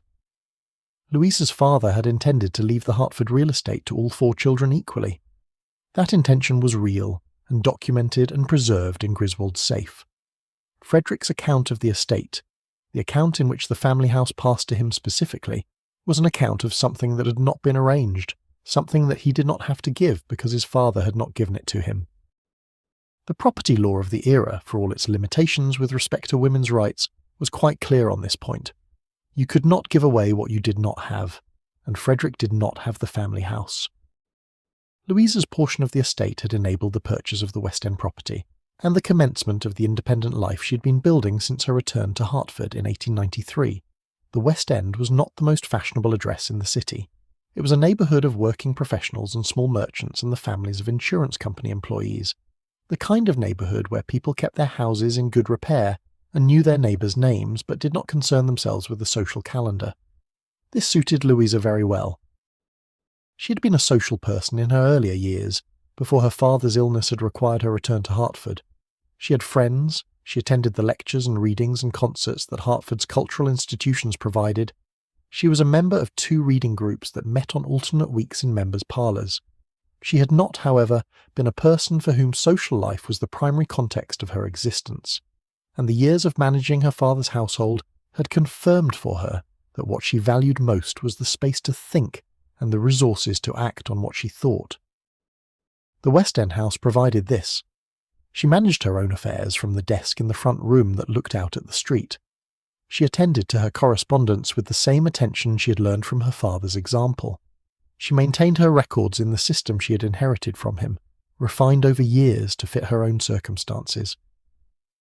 When she needed legal advice, and she needed it periodically as any person managing property does, she consulted the attorney whose practice she had been using since the estate proceedings, a woman named Miss Eaton, who had been admitted to the Connecticut bar in 1891, and who brought to the work the careful precision that Louisa found most useful in a legal adviser. She never needed to reconstruct the contents of her own will from memory. She had arranged things too carefully for that to become necessary. The will was executed in the early 1900s and amended twice thereafter. Each version was lodged with Miss Eaton's office and with the Connecticut State Bank, as she'd directed from the beginning. The lessons of the estate proceedings had been, for her, not dramatic revelations, but confirmations of what she had already understood, that documents in a single location are documents waiting to be lost, that the people who need to know where things are kept should be told, that clarity at the beginning saves confusion at the end. She died in 1928 in the West End house, having lived in it for 34 years. The estate administration, as Miss Eaton's successor had noted, was among the simplest she had encountered. Every document clear, every provision specific, every copy in its designated place. The kitchen garden in the back was maintained by a neighbour who had agreed, in exchange for the use of the surplus vegetables, to tend it through the seasons. The climbing roses in the southern corner produced that spring a particularly abundant crop of blooms that no one who was left in the house was there to see. Before we arrive at the third case, it is worth pausing for a moment to attend to the world these women inhabited, the legal and social landscape of late Gilded Age America, which shaped the situations they found themselves in and which makes their quiet persistence more remarkable when you understand how much it was working against them. The Married Women's Property Acts that had been passing through state legislatures since the 1840s had, by the 1880s and 1890s, fundamentally altered the formal legal position of women with respect to property in most northeastern and midwestern states. Before those acts, a married woman's property, everything she owned at the time of her marriage, everything she inherited or earned afterward, became, upon marriage, her husband's. She could not own it. She could not manage it. She could not sue to recover it if it was taken from her. She ceased to exist as an independent legal entity. The doctrine was called coverture, and it had its roots in English common law, and it had governed the property rights of American women for more than 200 years. The Property Acts changed this state by state in the decades following 1848. A married woman could now, in most states, hold property in her own name. She could enter contracts. She could keep her own earnings. She could sue and be sued in her own capacity. These were real changes. They mattered enormously to women who benefited from them, and they represented a legal revolution that had been fought for in the halls of state legislatures and in the petitions and arguments of women's rights advocates over decades. But law and practice are different things, and the distance between them is not closed simply by the passage of a statute.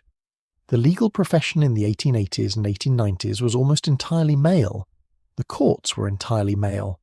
The executors of estates, the men appointed to administer wills and manage property on behalf of beneficiaries, were almost entirely male. The attorneys who drafted wills and trusts and deeds were almost entirely male. The social assumption that women did not manage property, that they were managed in relation to property, was embedded in the practices of these professions in ways that the Property Acts had not fully reached. An executor who wished to disadvantage a female beneficiary had tools available to him that were not illegal and that were difficult to challenge. He could delay disbursements. He could value assets conservatively, reducing the estate's apparent worth and thus the shares available for distribution. He could interpret the will's provisions in ways that served his own interests or the interests of the male heirs he favoured, presenting those interpretations as the only reasonable reading and relying on the female beneficiary's unfamiliarity with legal language to prevent challenge.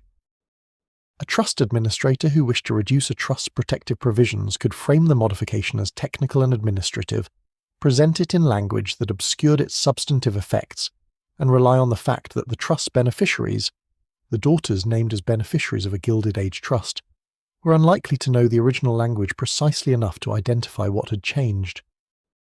An attorney managing an estate who found a testamentary document inconvenient could, in some circumstances, ensure that the document was inadequately preserved and that its loss, when it occurred, would be attributed to ordinary misfortune rather than deliberate disregard.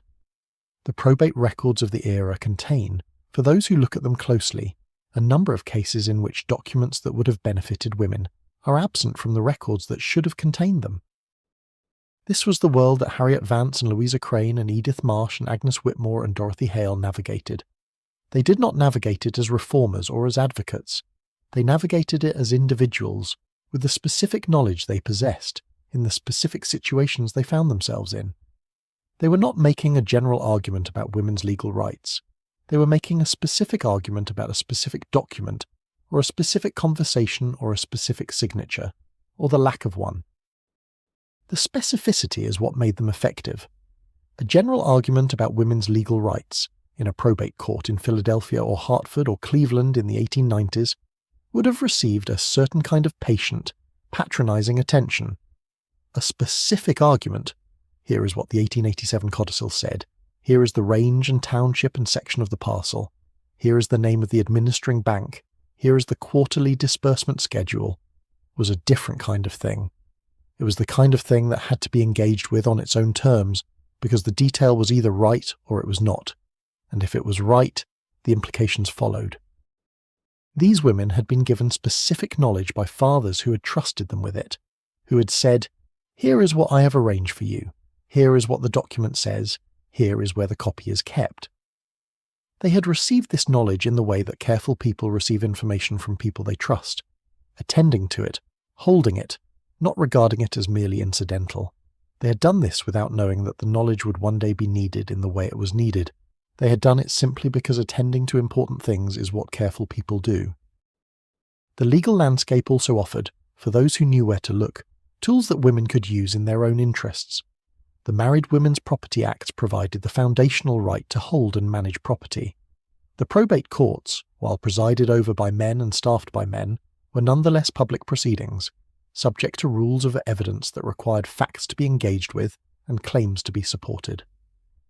A woman who appeared in a probate proceeding with specific, corroborated, contemporaneously documented claims was not easy to dismiss, even in a legal culture that was not designed with her in mind.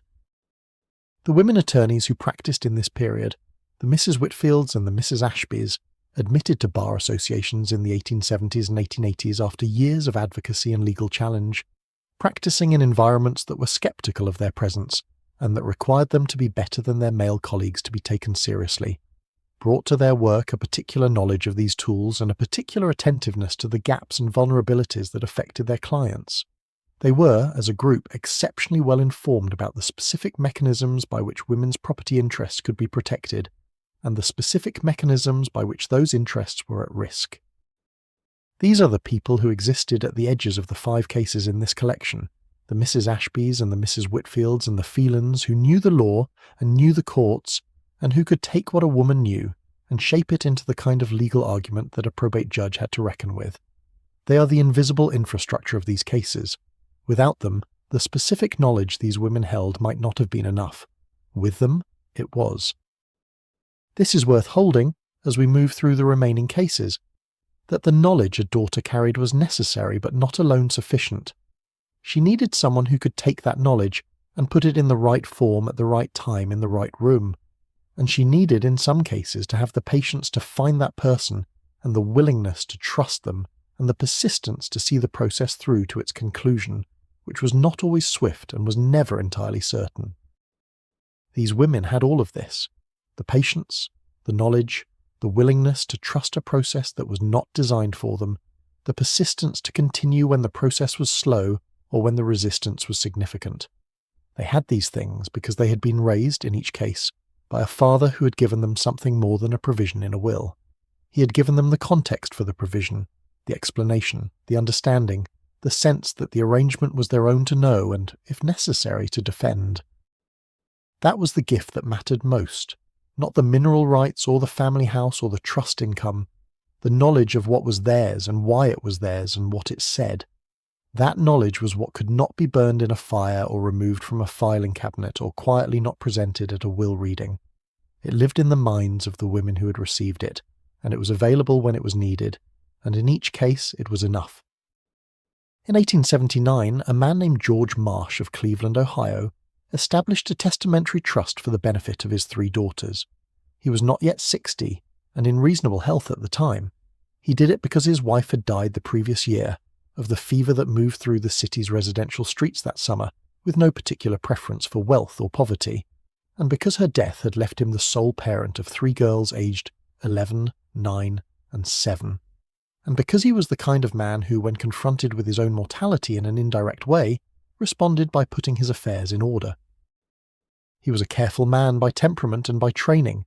He had spent 40 years in the iron trade, building a comfortable Cleveland fortune through the accumulation of small, correct decisions, and he applied the same incremental prudence to the question of what would become of his daughters when he was gone. He did not want them to be dependent. He did not want their inheritances to pass through their future husbands and be managed in ways that might or might not serve their daughters' interests. He had seen enough in the iron trade to know that the interests of a woman, and the interests of her husband's business ambitions were not always aligned, and he thought the law should account for this. His attorney, a Mr. Prentice, understood what he wanted. Prentice had been practicing in Cleveland for 22 years and had drafted enough testamentary instruments to know that the protective provisions available under Ohio law, if used carefully, could accomplish what Marsh described. The trust he prepared was comprehensive. The income from Marsh's estate to be divided equally among the 3 daughters upon his death, the principal to remain intact until the youngest daughter reached 30, the income designated specifically for the daughter's own support and maintenance, and explicitly not assignable or attachable by any person claiming through them, including a husband. That last provision was the one Prentice called iron. He told Marsh, "This language is as strong as I can make it under current Ohio law. Any future husband would find it very difficult to reach this income." Marsh said, "Make it impossible." Prentice said, "Very difficult is the practical equivalent of impossible when the provision is properly drafted." Marsh said he would accept that. He died in 1891. Edith, the eldest, was 23. Ruth, the middle, was 21. Margaret, the youngest, was 19. Edith had known about the trust since she was 16 because her father had, on a Sunday afternoon in the late summer of 1884, called her into his study and explained it to her. He had done this not because he planned to die soon. He was in good health in 1884, better health than he would be in later years, but because it had occurred to him, that summer, that his daughters were becoming old enough to understand their own circumstances, and that the inheritance arrangement his daughters' lives would eventually depend on should not be mysterious to them. He showed her the trust deed. It was a formal document, dense with legal phrasing, and he read the key provisions aloud and explained what the legal language meant in plain terms.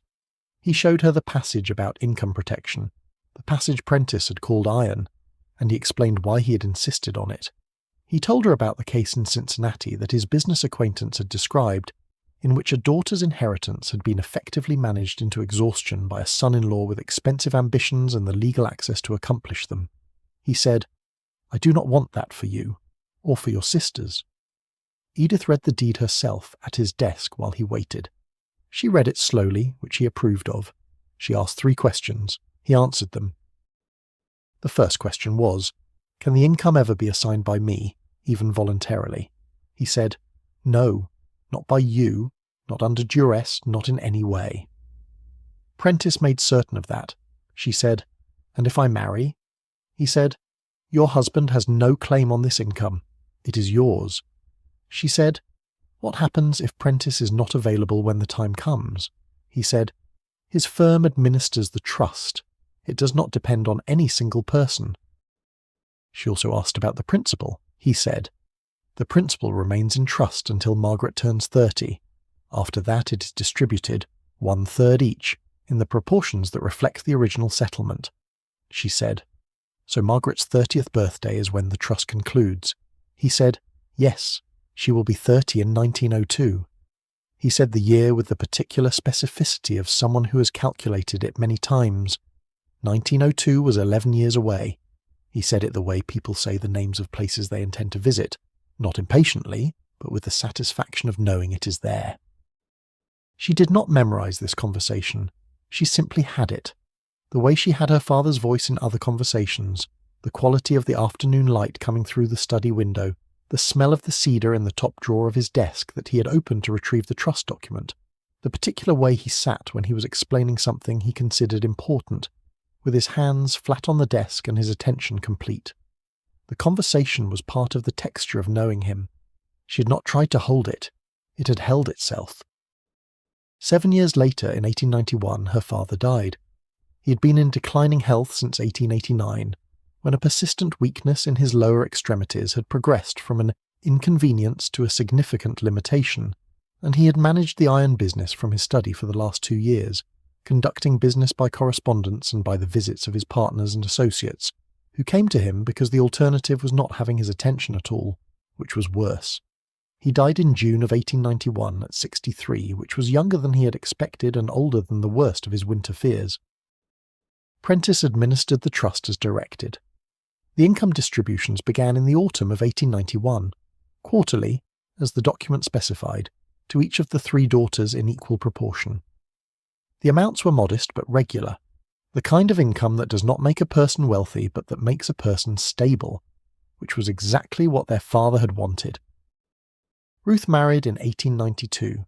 Her husband was a man named Hayward, who worked in commercial real estate in Cleveland, and who had, when Edith met him at the wedding, the slightly overlarge manner of a man who was accustomed to getting what he wanted without being required to account for how he got it.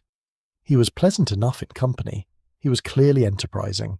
He had investments in several Cleveland properties that were doing well, and additional investments in a manufacturing concern that was doing less well, and he had what Edith, watching him during the dinner that followed the ceremony, assessed as an appetite for risk that was larger than his capacity for absorbing the consequences of it. In the spring of 1893, 2 years after her father's death, Edith received a letter from Prentice. The letter informed her that the trust had been modified in light of a recent Ohio court decision affecting similar instruments, and that certain provisions regarding income assignment had been simplified to bring them into conformity with the current legal understanding. The letter was written in the technical language of estate administration and was reassuring in tone. It said that the essential protections of the trust remained intact and that the modification was administrative rather than substantive. Edith read the letter 3 times. She was a person who read letters 3 times when they required it. She had been reading business correspondence since her father had first shown her how to manage the household accounts at 15, and she had developed the habit of distinguishing between what a letter said and what it meant, and between what it said explicitly and what it implied through what it chose not to say. The letter said the essential protections remained intact. It did not say the specific provisions were unchanged. It said the modification was administrative. It did not say the language was identical. These were distinctions that the letter did not address, and the fact that it did not address them was the thing that caused Edith to read it 3 times. She wrote to Prentice asking for 2 things: a copy of the original trust deed and the document affecting the modification she had been told about. The modification document arrived within a week. The original trust deed did not. Prentice wrote, in a brief separate note, that retrieving archival instruments was a time-consuming matter, and that he would have his clerk attend to it in due course.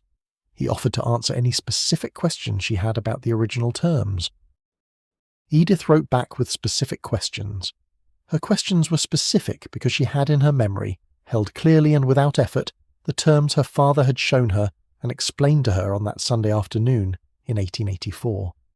She asked whether the income assignment prohibition was the same in the modified instrument as it had been in the original. She asked whether a future husband's claim on the income was still explicitly addressed. She asked whether the language about attachment by persons claiming through the beneficiaries was still present in the same form.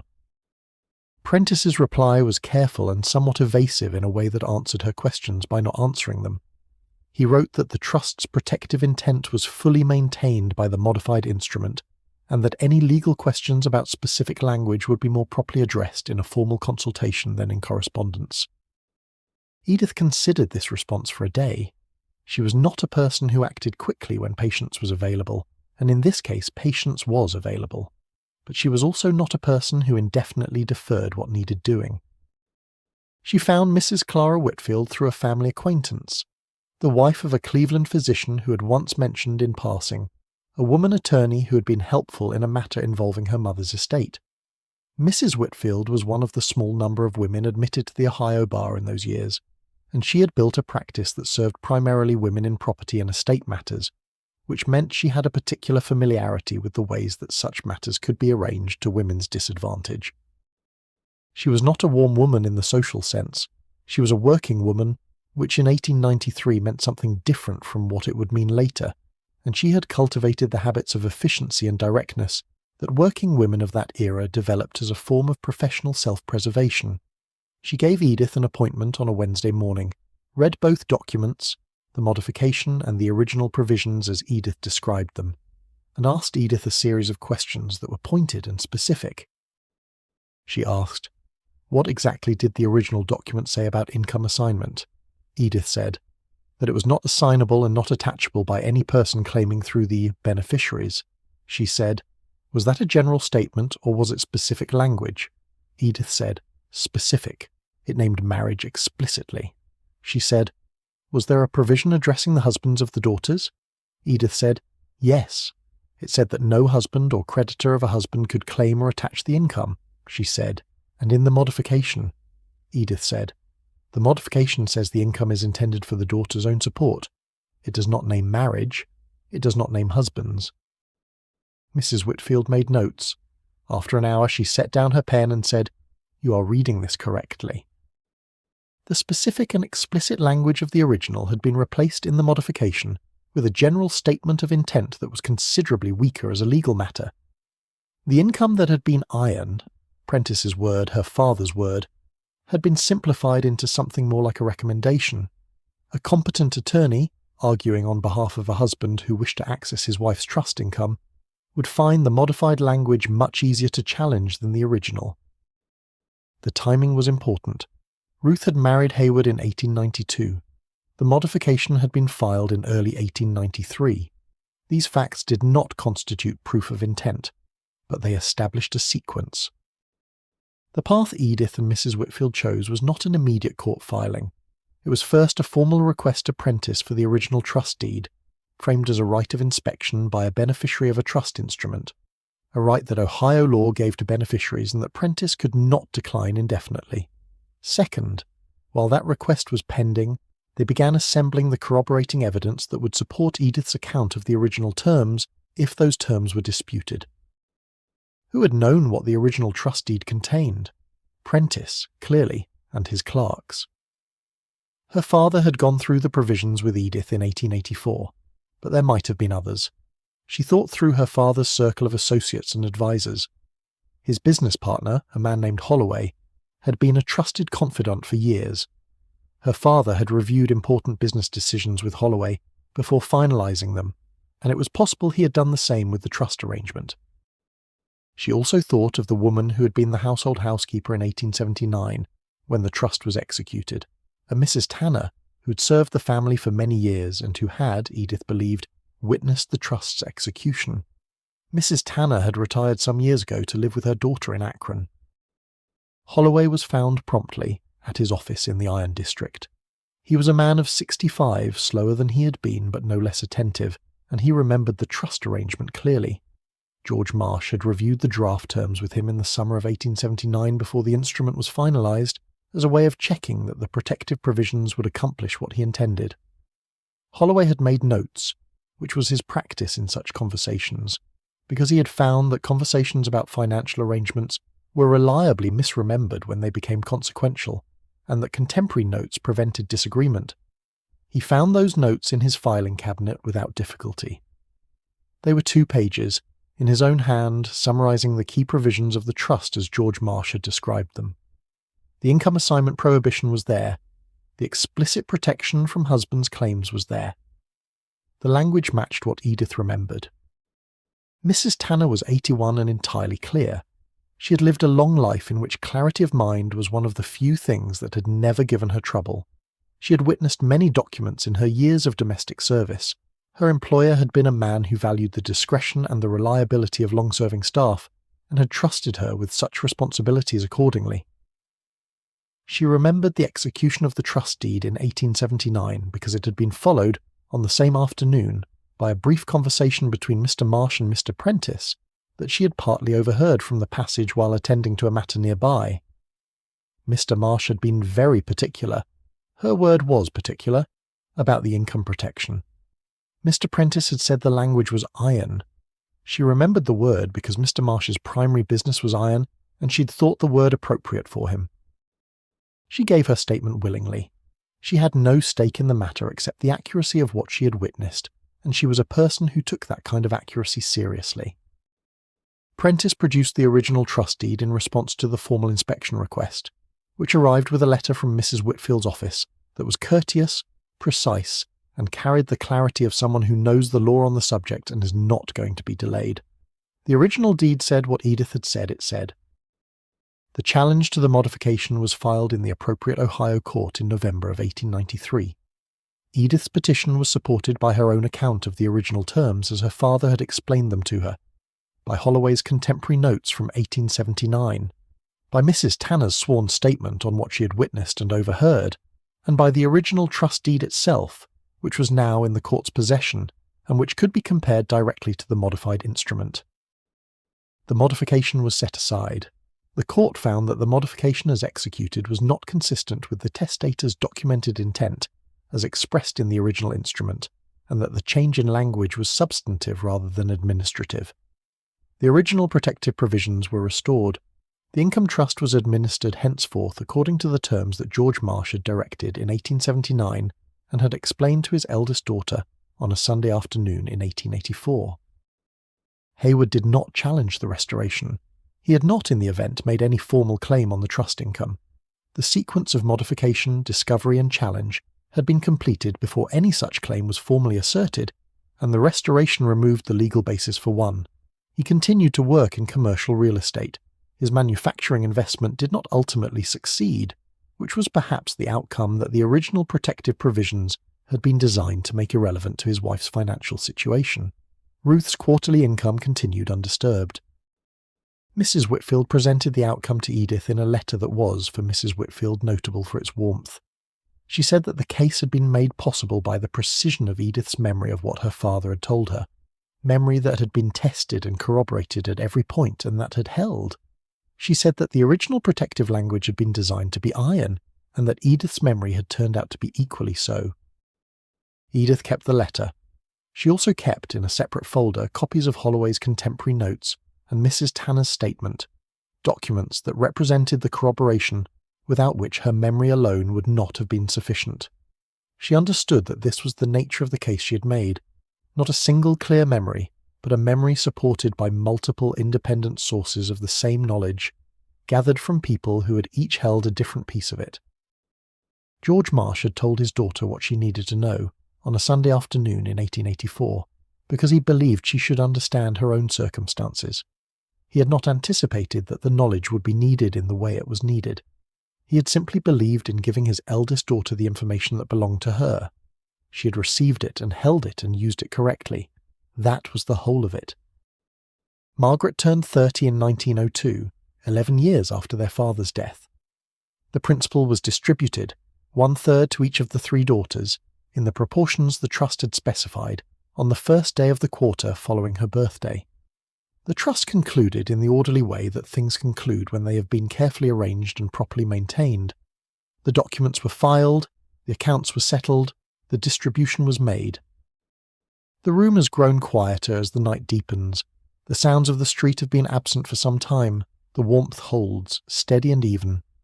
Rest there a moment, and then we move to the 4th case, which takes us south, to Virginia, where a woman whose name appeared on a deed she had never signed discovered that the particular quality of her refusal, 11 years before, had left a trail more specific than anyone who had written her name without her had anticipated. The Cleveland of the 1880s and 1890s was a city in rapid transformation, a lake city, an industrial city, a city where iron and steel and oil were making some men very wealthy, very quickly, and where the accumulated wealth of the previous generation's careful tradesmen and merchants was meeting the larger appetites of the new industrial age, and finding, in some cases, that it was not large enough to compete but was, if properly protected, quite sufficient to sustain a comfortable and independent existence. George Marsh had made his money in the iron trade at the right time, the decades before the Civil War when iron was in demand, and the Lake Erie connection to the ore deposits of the Upper Peninsula gave Cleveland manufacturers a geographic advantage they used with energy and intelligence. He had not been a spectacular operator, he had been a sound one, the kind who builds carefully and consolidates before expanding again, who is always the last to be overextended in a recession and the first to be ready when demand returns. His fortune by the time he died in 1891 was not large by the standards that Carnegie and Rockefeller had established in the decade before, but it was real and well organized, and it would properly managed support his 3 daughters comfortably for the rest of their lives. The trust he had established in 1879 was itself an expression of his particular kind of careful intelligence. He had understood, in 1879, that the Married Women's Property Act that Ohio had passed in 1861 gave women certain rights that had not previously existed, the right to hold property in their own names, to enter contracts, to maintain their own earnings. But he had also understood through observation of how things actually worked in practice, that a right in law and a right in practice were different things, and that the legal protections available to a married woman were often undermined by the social and practical realities of marriage in ways that law alone did not fully address. The trust's income protection provisions were his response to this gap. He could not control who his daughters would marry. He could not ensure that any husband would be financially prudent, or that the marriage would be a happy one. What he could control was the legal architecture of the income that would come to them from his estate, whether that income was exposed to a husband's creditors, whether it could be assigned by a daughter under the kind of pressure that difficult marriages produce, whether a future son-in-law who managed to get himself into financial difficulty could take his wife's trust income with him into that difficulty. The provisions Prentice drafted were, by the standards of Ohio trust law in 1879, as protective as could be made. Prentice had used language borrowed from the equity court's handling of separate estates, the legal concept of a woman's separate estate, which had existed in equity even before the Property Acts and which had a body of case law establishing what protections it could and could not provide. He had strengthened the language to address the specific vulnerabilities that had been exposed by recent Ohio cases involving trust income and marital claims. He had shown his work to George Marsh, who had asked questions and received answers, and had concluded that this was, as promised, iron. The weakening of these provisions in 1893, 14 years later, was something that Edith had been able to identify, because she had read the original document in 1884 and had held the specific language in her memory with the same fidelity that she held other things her father had explained to her carefully. She had not known she would need this fidelity. She had not stored the information strategically. She had simply been the kind of person who listens when something important is explained and who retains what is explained without effort. Mrs. Clara Whitfield, who had handled the challenge to the modification, was a person worth noting in her own right. She had been admitted to the Ohio bar in 1882, when the number of women in the legal profession in Ohio was sufficiently small that it could be counted on one hand, and she had spent the 11 years since building a practice that was, by 1893, genuinely respected in the small community of Cleveland attorneys who worked on estate and property matters. She was respected not because she was the kind of woman who had managed to make herself acceptable to men who were initially skeptical. She had never cared very much about being acceptable. But because she was very good at the work, and being very good at the work over time is the argument that is most difficult to dismiss. She had taken Edith's case because it was the kind of case she found interesting, a modification of a trust instrument that appeared, on careful examination, to have changed something important while presenting itself as having changed nothing important. This was a pattern she had seen before, in various forms, in the estates she worked with, and she had a particular alertness to it. She had also found Edith's account of the original provisions to be detailed and precise, in a way that was unusual and that she considered a significant advantage. A client who can tell you specifically what the original document said, not generally, not in paraphrase, but in the actual terms, is a client whose account will survive the kind of cross-examination that opposing counsel brings to disputed testimony. The legal mechanism they used, the challenge to the modification on the grounds of inconsistency with the testator's documented intent, was not novel but was not commonly successful, partly because the evidence required was often difficult to produce, and partly because the courts of that period were not always sympathetic to challenges brought on behalf of women against trust administrators who were male and professional and who presented themselves as acting in the trust's best interests. What made this case different was the combination of Edith's memory, Holloway's contemporary notes, Mrs. Tanner's sworn statement, and the original trust deed itself, which, once the court directed Prentice to produce it, could be compared directly to the modification, and the discrepancy could be shown rather than argued. The restoration of the original protective provisions had an effect that extended beyond Edith's own situation. Ruth's financial situation, vis-à-vis her husband Hayward's investments, was materially different after the restoration than it would have been under the modified instrument. The manufacturing concern in which Hayward had invested did fail in 1896, and the failure produced exactly the kind of creditor pressure that the original protective provisions were designed to insulate against. The trust income was protected. Ruth's quarterly disbursements continued through Hayward's financial difficulties and beyond them, providing exactly the kind of independent foundation that George Marsh had designed the trust to provide. Edith did not mention this to anyone as a vindication of what she had done. She had not done it in anticipation of Hayward's failure, or in order to protect Ruth from a specific future event that she foresaw. She had done it because the modification had weakened something that her father had made strong on purpose, and that weakening had not been disclosed clearly to the trust's beneficiaries, and the failure to disclose it had been the thing she found most difficult to accept. Her father had been thorough. He had explained the trust to her with care. The modification had treated the trust's beneficiaries as people who did not need to know what had changed, and that was inconsistent with everything he had taught her about how these things should work.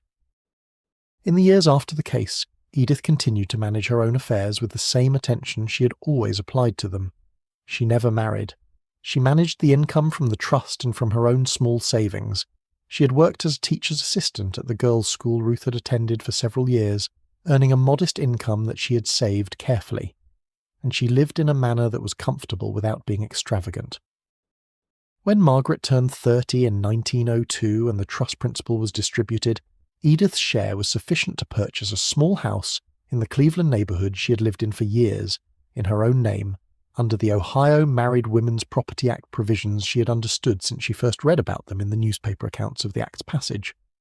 The house had a parlor with 2 large windows and a study that she used for her reading, and her correspondence, and her careful maintenance of the records she kept.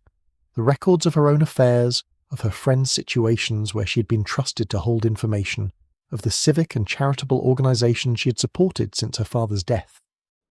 She was not a woman of whom great things were said, in that era or in the years since.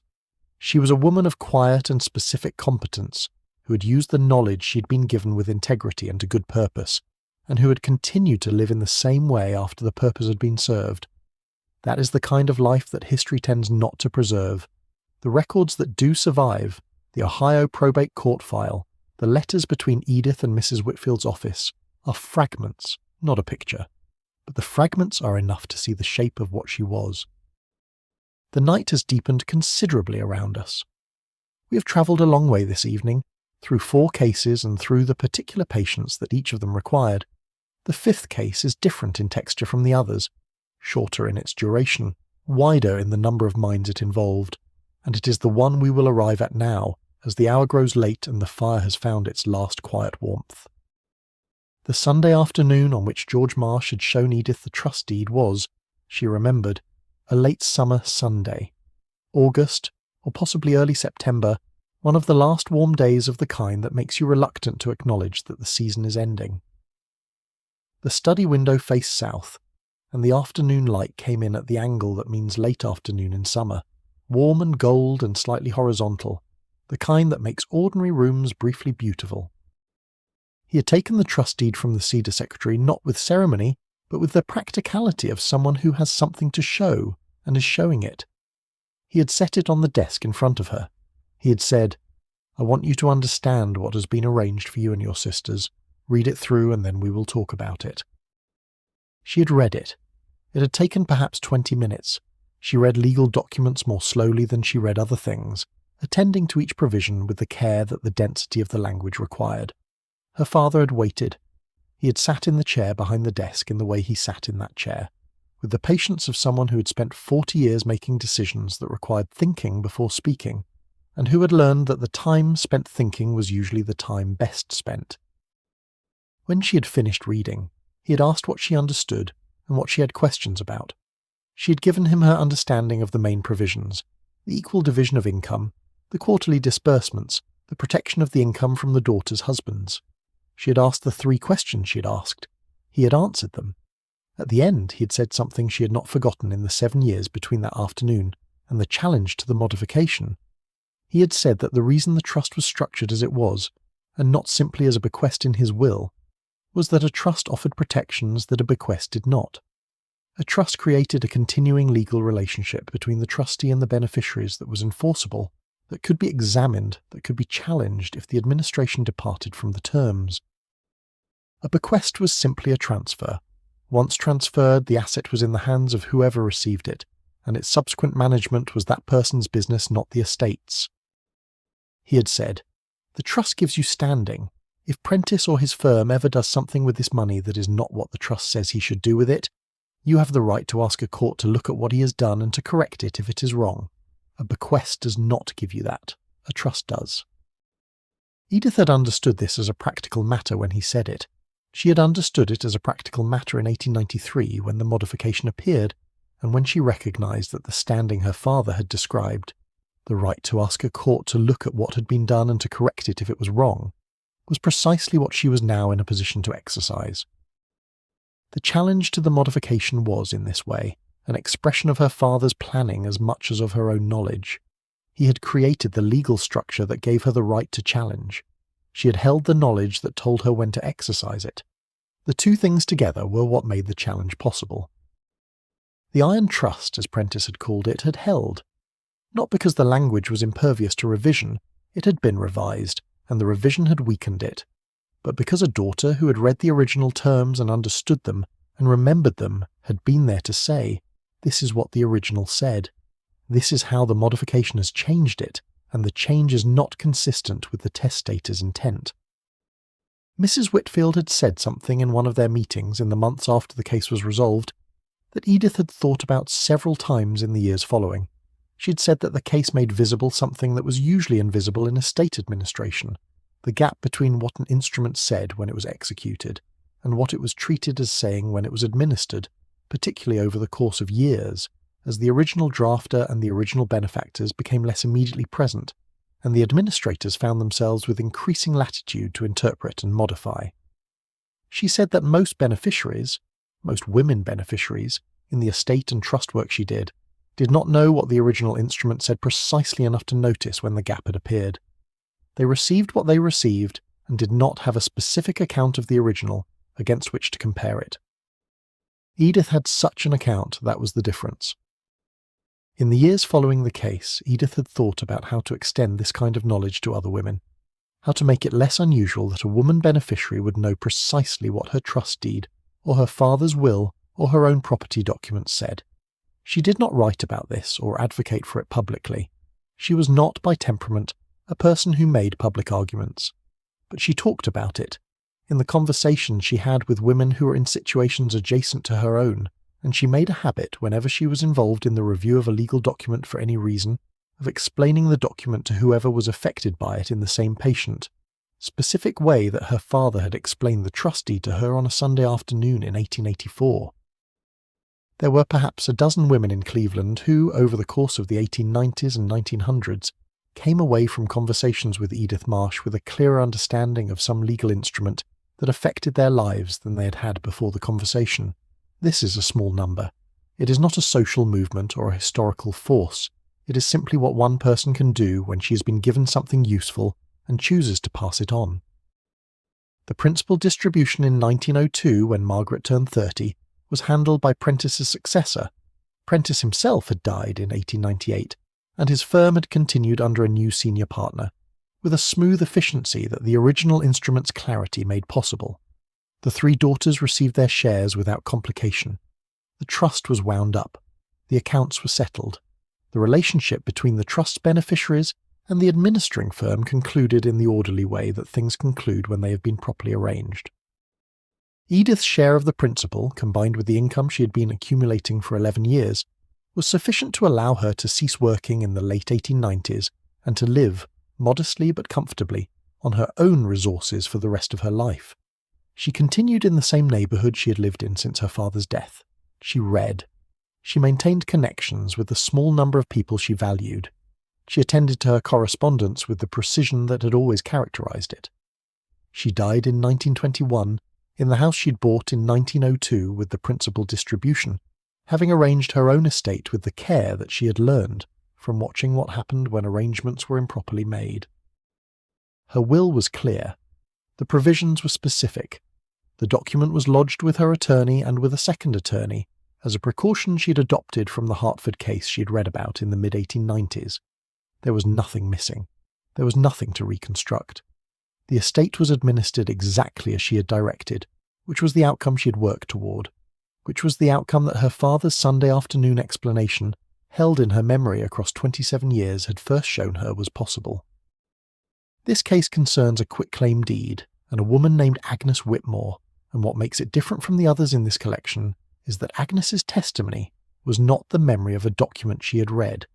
It was the memory of a document she had refused to sign, and the precise particular circumstances of that refusal, which she had held clearly in her mind for 11 years, without knowing she would one day need to describe them.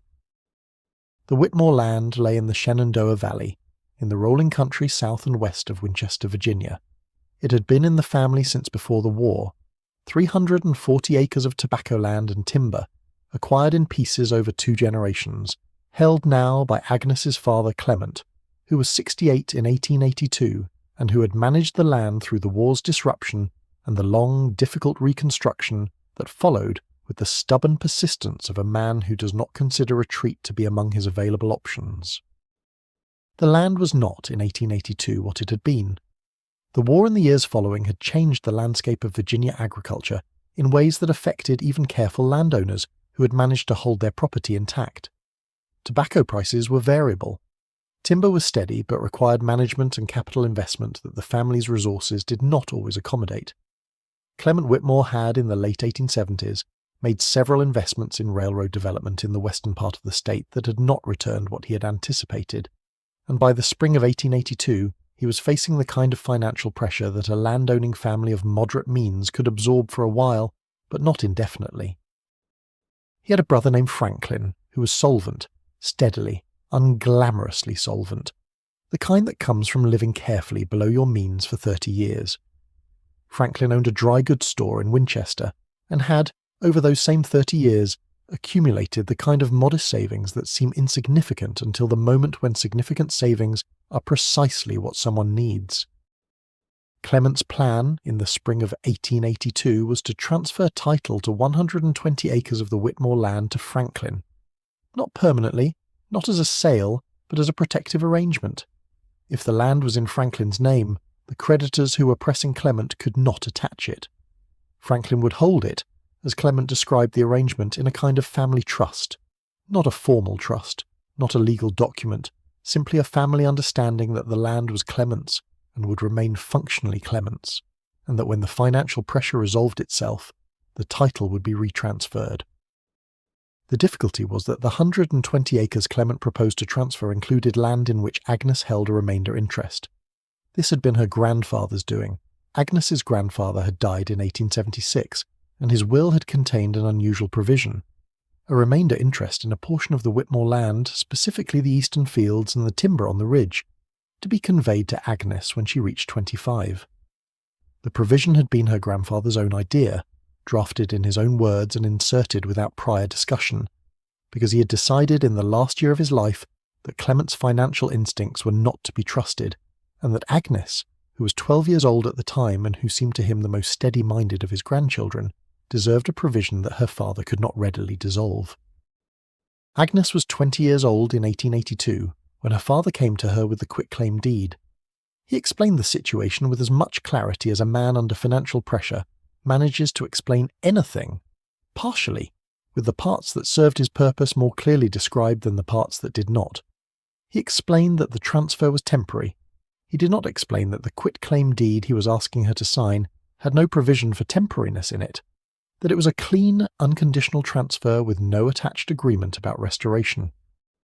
He gave her the deed to read. She read it. She was not trained in law, she had not read many legal documents, but she had learned, from watching her grandfather manage his affairs in the years before his death, the habit of reading things before signing them, and she had the kind of mind that understood what words were doing when it paid attention to them. She read the operative clause carefully, that she, Agnes Whitmore, for the consideration of $1 and other valuable consideration, did release and quit claim unto Franklin Whitmore all right, title, interest, claim, and demand whatsoever in, and to the described parcel. All right, title, interest, claim, and demand whatsoever. She understood what this meant. It meant everything. It meant permanently. It meant that no separate agreement about restoration could live inside this document, because this document did not contain one. She gave the deed back to her father and said she would not sign it. He was surprised. He had not expected resistance from Agnes, who was not in the habit of defying him, and who had, he perhaps thought, sufficient trust in his judgment to accept his description of the arrangement. But he had underestimated the distinction she was making between trusting his intentions and trusting the document he had given her. She trusted his intentions. The document did not reflect them. He argued. She remembered the argument clearly, not as an unpleasant memory but as a factual one, the kind that stays because of its specificity rather than its emotion. He sat in the parlour chair and she sat across from him, and he explained again why the transfer was necessary and why Franklin could be trusted and what would happen to the land if the creditors seized it outright. She said she understood all of this. She said that understanding the reason did not change her answer. She said that the document he had shown her conveyed her interest permanently and without condition, and that she was not going to sign a permanent unconditional conveyance of an interest she expected to hold as permanent and unconditional. She said she was willing to sign a document that transferred her interest conditionally, one that stated the terms of restoration explicitly, that was signed and witnessed, that created an obligation on Franklin's part and a corresponding right on hers, with a specific mechanism for enforcing the restoration when the financial situation resolved. She was not willing to sign what she'd been given. Clement looked at her for a long moment. Then he took the deed and left the room. He did not raise the subject again. He addressed the financial pressure by other means. He sold a parcel of timber rights to a logging company in 1882 that provided immediate relief. He renegotiated the terms of the railroad investment losses, extending the repayment schedule over several years. By 1884 the acute pressure had eased, and by 1886 the family's financial situation was, if not prosperous, at least stable. The 120 acres remained in Clement's name. The family correspondence from those years was matter-of-fact on the subject. Letters to Franklin referred to a plan that had not proceeded, as though the whole episode had been quietly absorbed into the family's history of near misses and averted complications. Agnes turned 25 in 1887. Her remainder interest vested as her grandfather had directed, and the eastern fields and the timber on the ridge became hers by right, though the formal documentation of the transfer required some administrative attention to complete. Clement, now in better financial health, managed this with his usual practicality. Agnes became a landowner. She did not immediately occupy or manage the land. She continued to live in the family house, and the farming was conducted under the same tenant arrangements that the whole of the Whitmore property used, but the ownership was hers, formally and clearly, and she was aware of it. Clement died in December of 1893 at 77. He had not been well for 2 years. The slow diminishment of a man in his late 70s, who has managed more physical work than his frame was designed to carry, and who has, by the time illness arrives, already used most of what he had. He died in the house he had lived in for 50 years, with his 3 children present, Agnes, her older brother Thomas, who managed the family's agricultural business, and her younger sister Rebecca, who had married and lived nearby. His will directed the estate to be divided among the 3 children, with specific provisions about the management of the land and the tenant arrangements. The Whitmore land was listed as part of the estate in its entirety, all 340 acres, because it was in fact all there, as it had been throughout the intervening years. The problem emerged during the probate inventory, when the deed records at the Shenandoah County Courthouse were reviewed, as a matter of standard practice, to confirm the estate's property holdings. The clerk conducting the review found a quitclaim deed, recorded in April of 1882, in which Agnes Whitmore, identified as grantor, had conveyed to Franklin Whitmore, as grantee, her remainder interest in 120 acres of the Whitmore land. The deed bore what appeared to be Agnes's signature, and the signatures of 2 witnesses. It was dated April the 14th, 1882. Agnes looked at the deed when the executor, a probate attorney named Mr. Cabell, showed it to her. She looked at it carefully, the way she had always looked at documents. Then she said, "I did not sign this." Thomas said her name was on it. He said this without accusation, but with the mild confusion of someone who had been presented with a document that appeared to say one thing, and was being told it said another. She said she understood that her name appeared on it. She said that her name appearing on a document and her having signed it were not the same thing. She had not signed this document.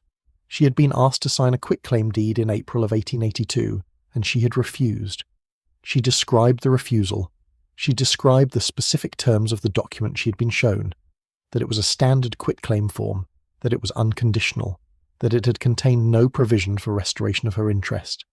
She described the conversation with her father. She described what she had said and what he had said. She said the conversation had taken place in the front parlour, not in the study.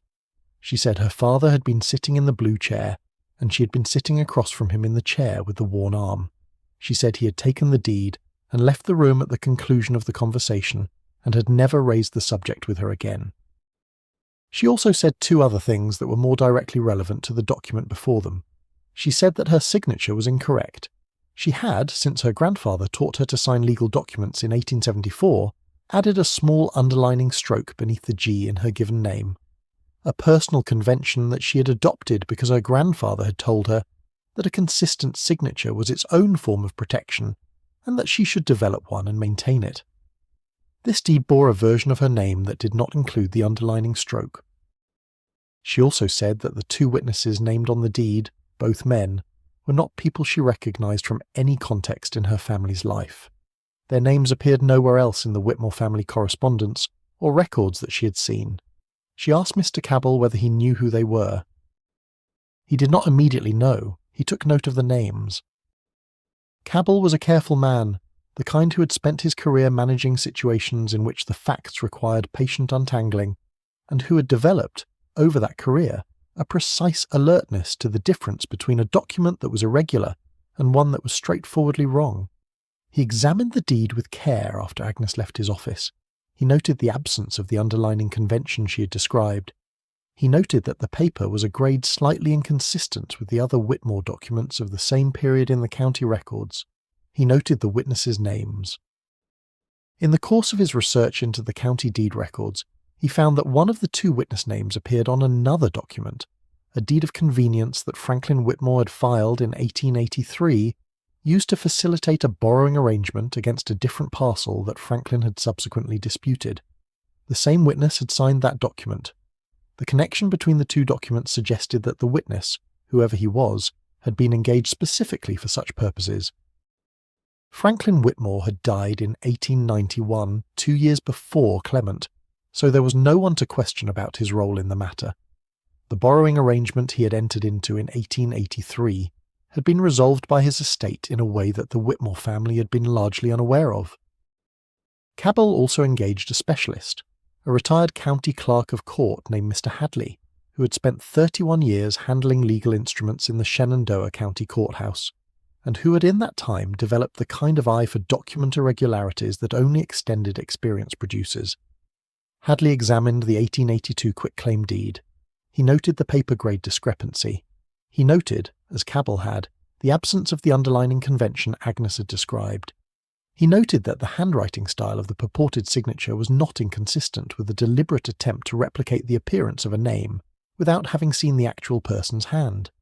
He could not say with certainty that the signature was forged, but he could say that it was inconsistent with the other available samples of Agnes's handwriting in the county records. Agnes gave her full testimony in the circuit court proceeding in the spring of 1894. She described the April 1882 conversation with her grandfather's clarity and detail.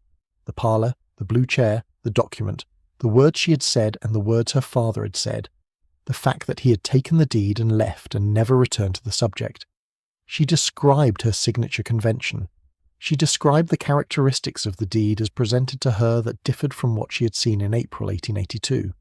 The unconditional language she had refused to sign, present in this deed as well, but the signature that should have been there was not.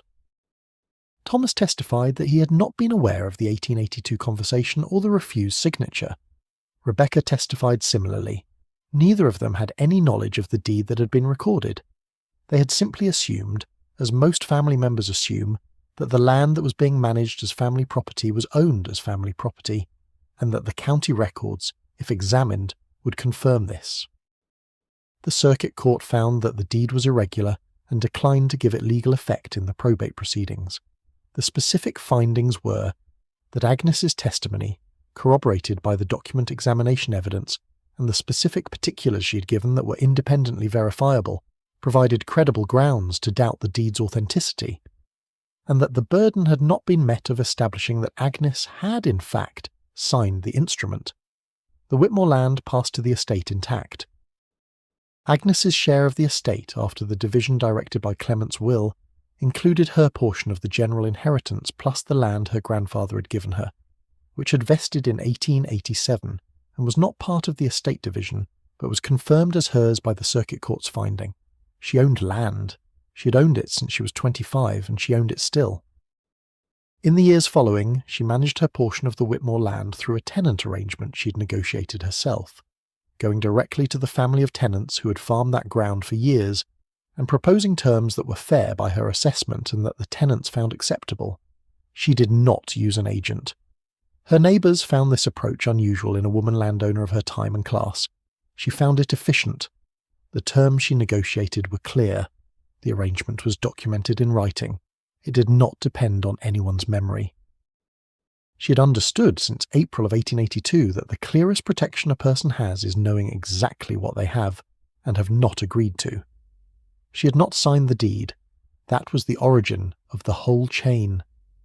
Everything that followed, the testimony, the document examination, the circuit court finding, had been made possible by a single clear refusal on a spring afternoon 11 years before, in a parlour in the Shenandoah Valley, when she had read the document she was handed and found it did not match what she was willing to do.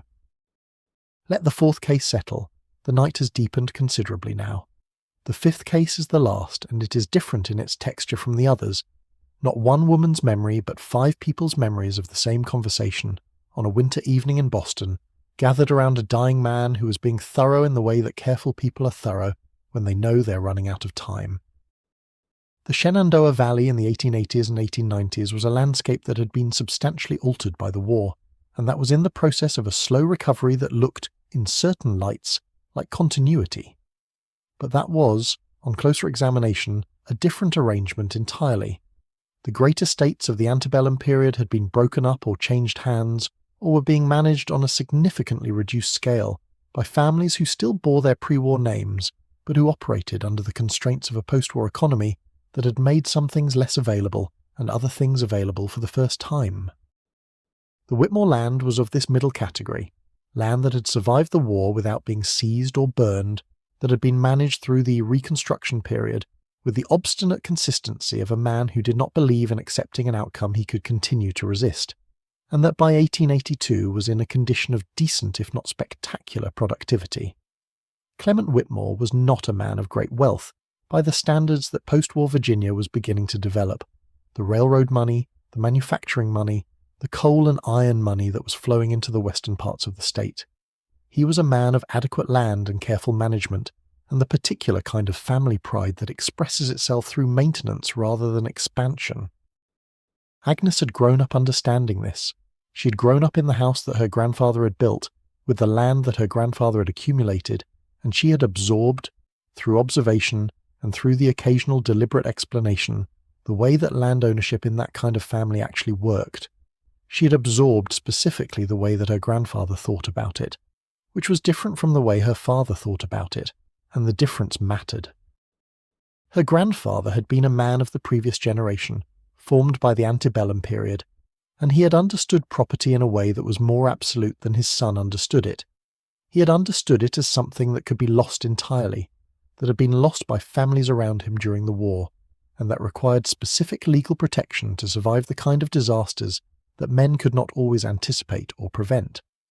He had understood, in a way that his generation understood more clearly than his sons, that a woman's property interest was the most vulnerable kind, that the law as it existed before the Property Acts could strip a woman of everything she held through the simple mechanism of marriage, and that even after the Property Acts the vulnerability was significant if the protections were not built explicitly into the legal instruments. This was why he had inserted the remainder interest in Agnes's favour into his will in 1871. He had not discussed it with Clement. He had simply decided and directed, in the private authority that a will gives to the man who writes it, that Agnes, who was 9 years old in 1871 and who had, he observed, a quality of steady attention that he found reassuring, should have a specific property interest that was hers, and that was not mediated through her father or through any future husband. She had known about the remainder interest since she was 15, when her grandfather died and the will was read.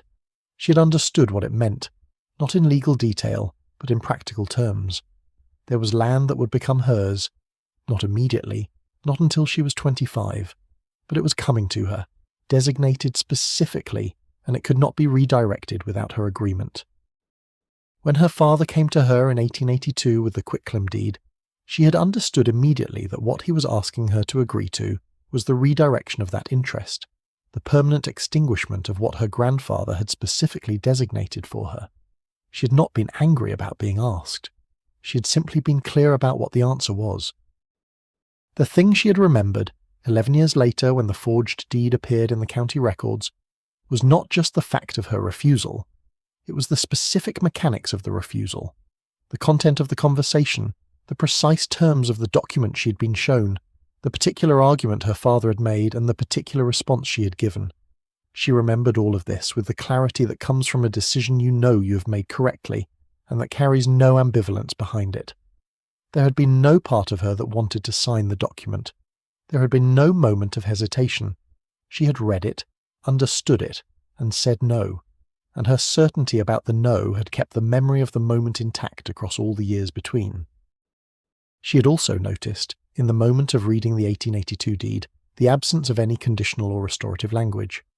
This absence was not a small thing. A person who did not understand quitclaim deeds might have assumed that the verbal agreement about restoration, her father's assurance that Franklin would hold the land and return it, was sufficient. She had understood that it was not, because she had learned, from her grandfather's management of his affairs, that verbal agreements about property were not agreements in the legal sense, that they were only as good as the good faith of the parties who made them, and that good faith was not a legal instrument. This understanding was what had allowed her to say, "I am willing to sign a conditional transfer." It was a specific offer, not a general refusal. She had understood the transaction well enough to know what a less objectionable version of it would look like. Her father had not taken her up on the offer, which had, in retrospect, been its own kind of answer. Mr. Hadley, the retired county clerk who examined the deed in 1894, was a man whose expertise was of the purely practical kind. 3 decades of handling legal instruments in a county courthouse had given him a knowledge of documents that was not theoretical but deeply observational. He knew how deeds looked when they were correctly executed. He knew the paper grades that different county practitioners used in different periods. He knew the particular way that signatures developed over a person's life, how they typically began with a careful, letter-by-letter construction in youth and moved toward a more fluid, abbreviated form as the writer aged and signed their name thousands of times. He had noted the absence of the underlining convention that Agnes described, but he had also noted something she had not mentioned. The handwriting of the signature did not exhibit the kind of fluency that a person in their early 20s typically shows in a signature that is their own. It had the slightly deliberate quality of someone who is copying a shape rather than producing a familiar motion. This was not, he said, conclusive. People's handwriting varied under different conditions, and he could not say definitively that the signature was not Agnes's, but it was inconsistent. An inconsistency in a contested document was the kind of thing that required explanation. Cabell's research into the 2 witnesses' names had taken 2 weeks, and had required careful review of the county deed records over a period of several years on either side of 1882. The discovery that one witness had also signed a different Whitmore-related document in 1883, a document connected to one of Franklin's private financial arrangements, was not in itself proof of anything. It was a thread. It suggested that the witnesses had not been selected from the Whitmore family's regular circle, but from a narrower group associated specifically with certain kinds of transactions that Franklin had engaged in. The circuit court's finding that the deed was irregular and declined to give it effect in the probate proceedings was the outcome Agnes had expected from the moment she first said she had not signed it. She had not expected it to be easy, but she had expected it to be achievable, because what she was saying was true, and the evidence in support of it was real, and the specific details she had offered, the underlining convention, the witness's unfamiliarity, the precise memory of the 1882 refusal, were the kind of details that are difficult to fabricate, and that become more credible the more consistently they are offered. She maintained the Whitmore land for the rest of her life. She managed the tenant arrangements with the same direct efficiency she brought to everything. She maintained the family connections with Thomas and Rebecca, who had no role in the contested deed matter and who had supported the challenge to it without reservation. because both of them had known Agnes well enough to know that when she said she had not signed something, she had not signed it. The Shenandoah Valley changed considerably in the years following. The railroad came through in different configurations and had been anticipated. The tobacco market shifted in ways that affected the land's productivity and value. The timber on the ridge was harvested in the early part of the new century, under a carefully negotiated arrangement that Agnes had reviewed herself before signing, examining every clause, as her grandfather had taught her, as she had always done with documents that mattered. The land passed through her estate in 1921 to the next generation, in the proportions and under the conditions she had specified. The deed record at the Shenandoah County Courthouse, which holds the record of her ownership from the date of her grandfather's bequest through the date of her death, contains no irregularities. Her signature, on every document in the record, has the same small underlining stroke beneath the G, consistent across 40 years of signing her name to things she had read and agreed to. Nothing more and nothing less. The quitclaim deed is an instrument worth understanding, because it was the specific instrument at the centre of Agnes's case, and because its particular qualities are what made her refusal in 1882 the foundation of the 2894 challenge. A quitclaim deed does not warrant title. This is what distinguishes it from a warranty deed, which makes specific representations about the grantor's right to convey the property. A quitclaim deed simply releases whatever interest the grantor has, if any, in the described property. The phrase in the operative clause is typically some variation of remise, release, and quitclaim, or release and quitclaim, and it is deliberately minimal. The grantor is not promising that the interest is valid or that the title is clear. She's saying only, whatever I have, I give up. This minimalism makes the quitclaim deed useful in certain situations, clearing a cloud on title, for instance, or conveying an interest whose validity is uncertain, but it also makes it a particularly final instrument when it is used to convey a genuine valid interest. If Agnes had signed the deed her father presented to her in 1882, she would have released, permanently and without condition, the remainder interest her grandfather had designated for her. The verbal arrangement about restoration would have had no legal force against the instrument. The deed would have said what it said, and what it said would have been complete. Agnes had understood this. She had understood it not from legal training, but from the same source that most careful people of that period understood legal instruments, from watching the people around them manage property, from observing what happened when documents were signed without being read, and from the habit of reading carefully before acting. Her grandfather had practiced this habit in front of her for years. She had absorbed it. The particular detail that the forged deed had failed to replicate, the underlining stroke beneath the G, was itself a legacy of her grandfather's instruction. He had told her, when she was first learning to sign documents at the age of 12, that a consistent and distinctive signature was a form of protection. He had not told her this with any particular drama, or with a specific threat in mind. He had told her as a matter of practical counsel, in the way that he told her other practical things. This is how things work, and this is how you should manage yourself accordingly. She had adopted the underlining convention immediately, and she had maintained it consistently across every document she signed from 1874 onward. When the question of the signature's authenticity arose in the circuit court proceedings, she was able to produce examples from the preceding 20 years, deeds, letters, receipts, the tenant agreement she had negotiated in 1893, the agreement with the logging company in the early 1900s, that all showed the same convention. The consistency was the point. A personal signature convention, maintained across decades and across many different categories of document, is something that is both genuinely distinctive and genuinely verifiable. Mr. Hadley, the retired county clerk, had examined these examples alongside the 1882 deed and had noted, without elaboration, that the convention was absent from the contested instrument. He had said, "A person who has signed their name in the same way for 8 years does not typically omit the distinctive element on one occasion." This was not a statement of scientific certainty. It was a statement of practical observation, offered by a man who had spent 3 decades observing how people sign their names and what it means when a signature departs from a person's established pattern. The Shenandoah Valley farmers and merchants who had known Agnes Whitmore through the 1880s and 1890s would have described her, if asked, as a woman who was entirely unremarkable in appearance and entirely reliable in the matters they dealt with her on. She paid her bills on time. She maintained the tenant arrangements without complaint or complication. She did not involve herself in her neighbours' affairs and did not welcome their involvement in hers. She attended church on Sunday mornings and was seen at the county agricultural fair each year and managed the timber harvest and the tenant crops with the same practical attentiveness that her father had brought to the same tasks. She was, in other words, exactly the kind of person who does not make history by being visible. She makes it, if at all, by being meticulous about the things that meticulous people are meticulous about, and by being present in the right place at the right time with the right knowledge, and by saying what she knows clearly and without embellishment.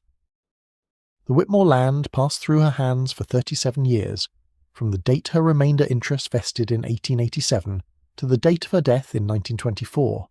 She farmed a portion of it, she let other portions to tenants, she harvested the timber on the schedule that maintained the forest's long-term productivity rather than extracting maximum short-term value.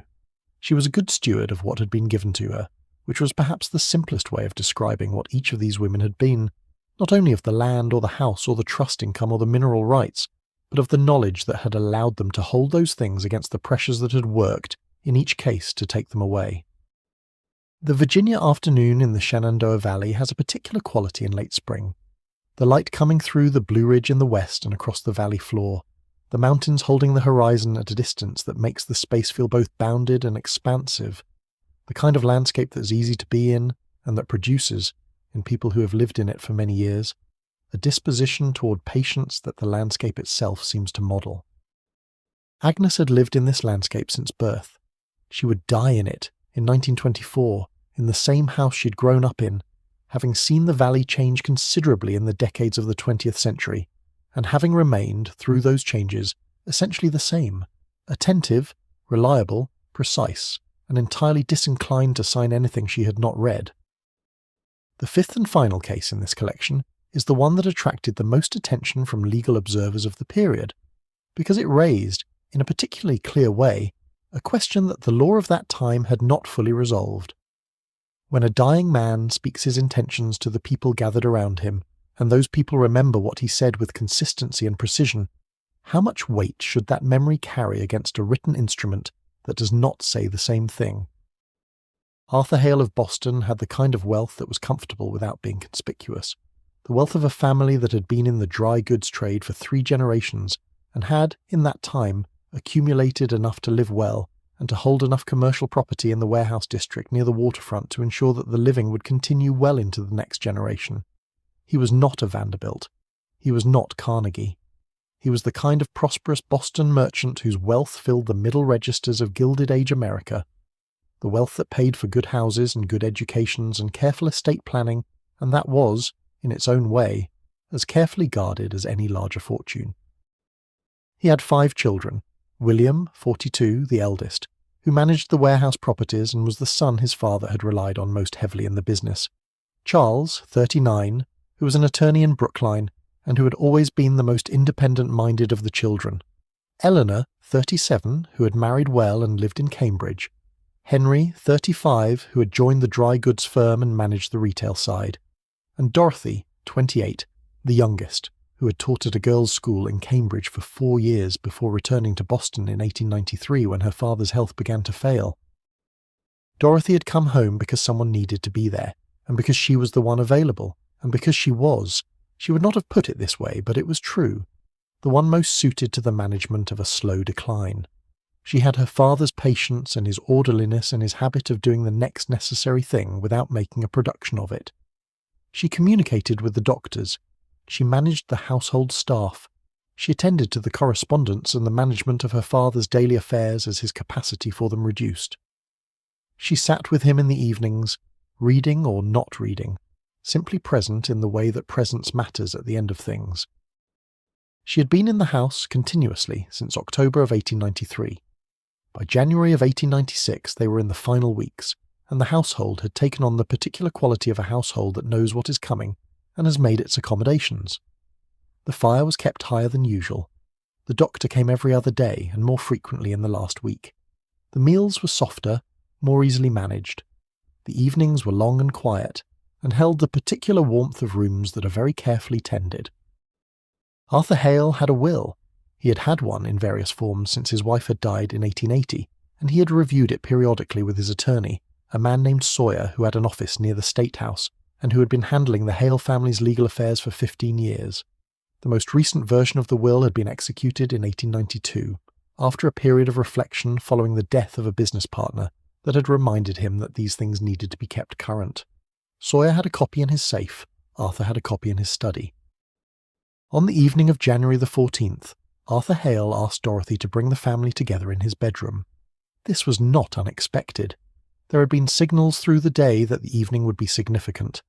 The particular quality of stillness that gathers around a person who is conserving what is left for a purpose.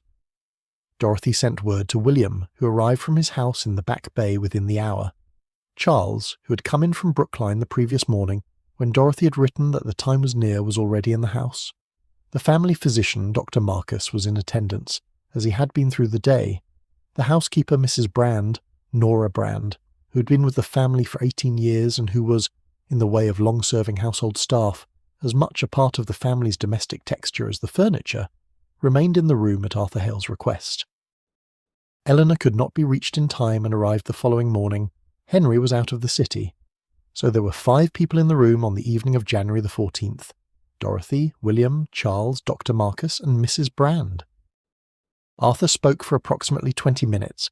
His voice was weak in the way that voices are weak when the body's resources are being directed elsewhere, but it was clear. His mind was entirely present. Dr. Marcus, who had been observing him through the day, was attentive to this and confirmed it both in the room and afterward.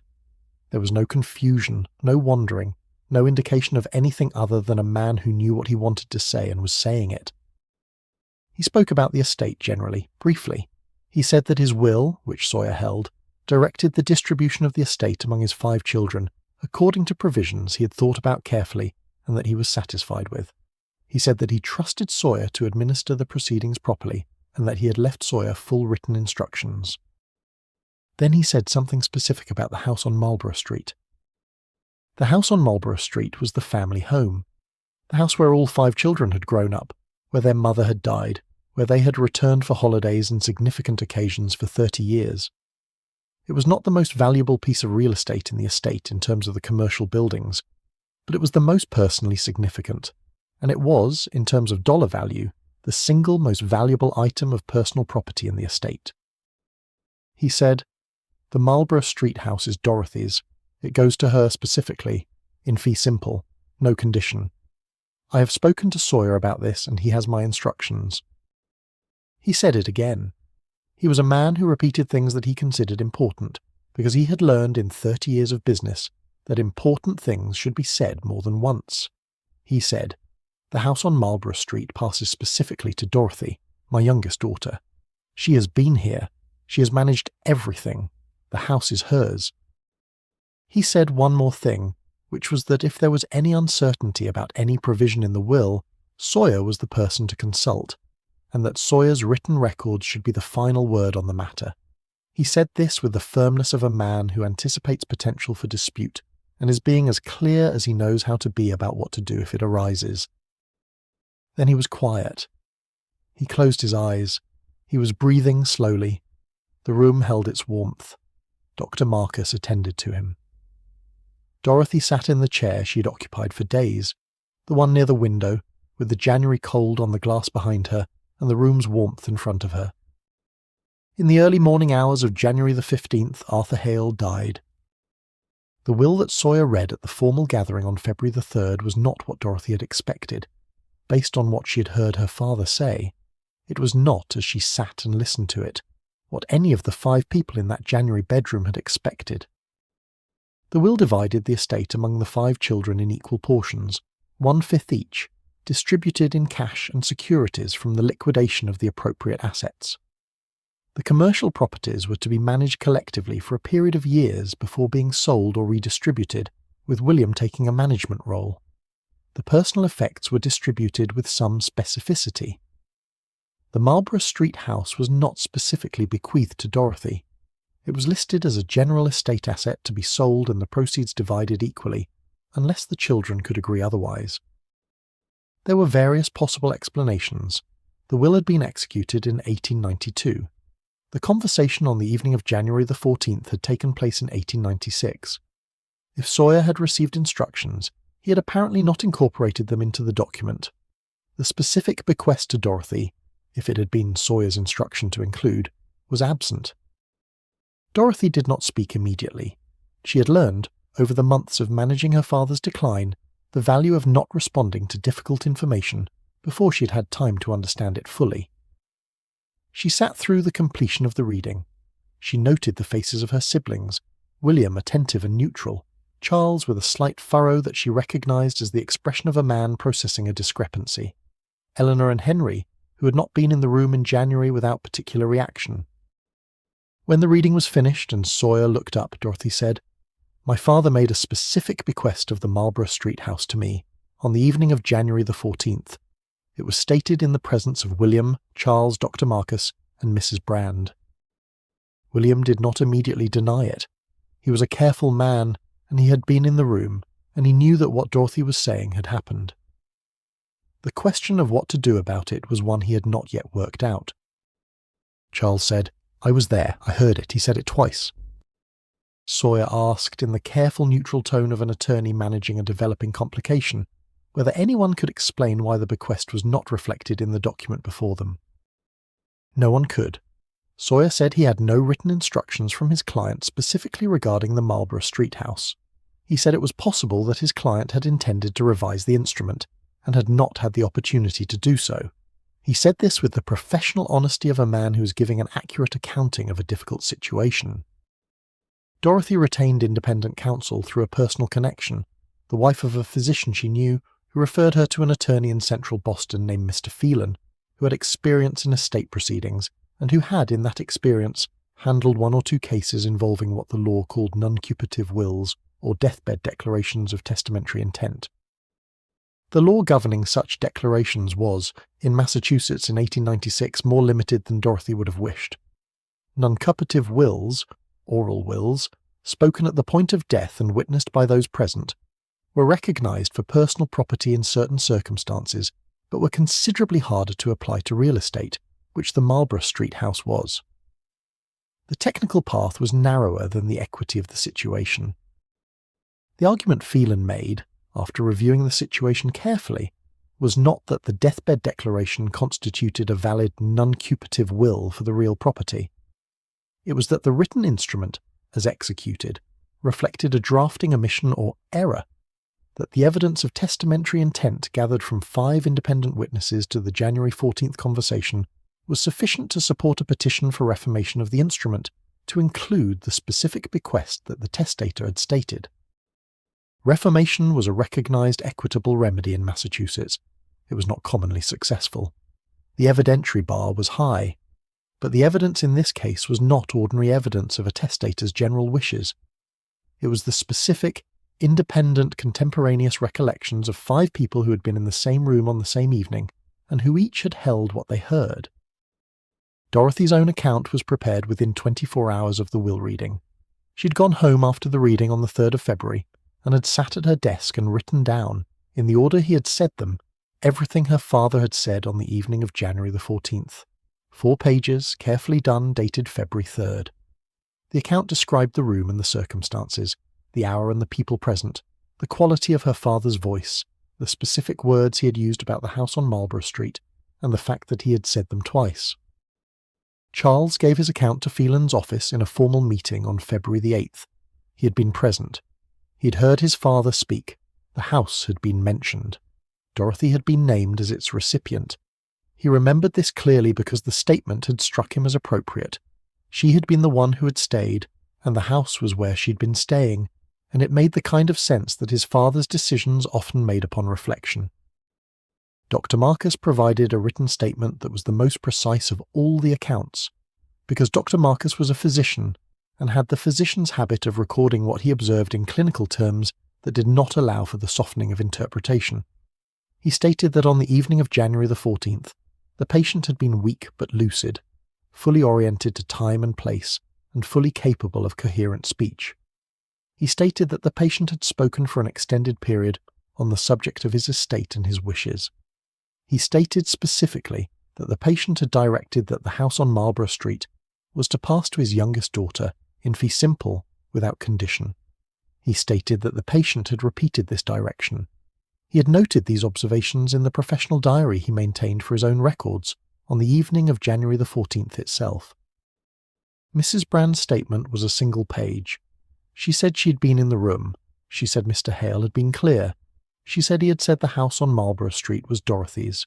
She said that in 18 years of service she had never known him to say something he did not mean, and she did not believe he had started doing so on the last evening of his life. William's account, gathered at Phelan's request in a formal meeting in the second week of February, was the most complicated of the 5, because William was the one who had the most to consider about what his participation in these proceedings might mean for his relationships with his siblings and for his own position in the estate. He was a careful man, as has been said, and careful men in difficult positions tend to give careful accounts that acknowledge only what they cannot reasonably deny. He acknowledged that he had been in the room. He acknowledged that his father had spoken about the estate. He acknowledged that the house on Marlborough Street had been mentioned. He said he had understood his father to be making a direction regarding the house and Dorothy. He could not recall the specific phrasing with the precision that others had offered, but he did not dispute that the direction had been made. The petition for reformation of the instrument was filed in the appropriate Massachusetts court in March of 1896. The proceedings involved 2 hearings, the first to assess the admissibility and weight of the witness evidence, the second to hear the substance of the petition. At the first hearing, Sawyer's attorney argued that oral declarations, however well-intentioned, could not substitute for a properly executed written instrument, particularly with respect to real estate. This was a correct statement of general Massachusetts law.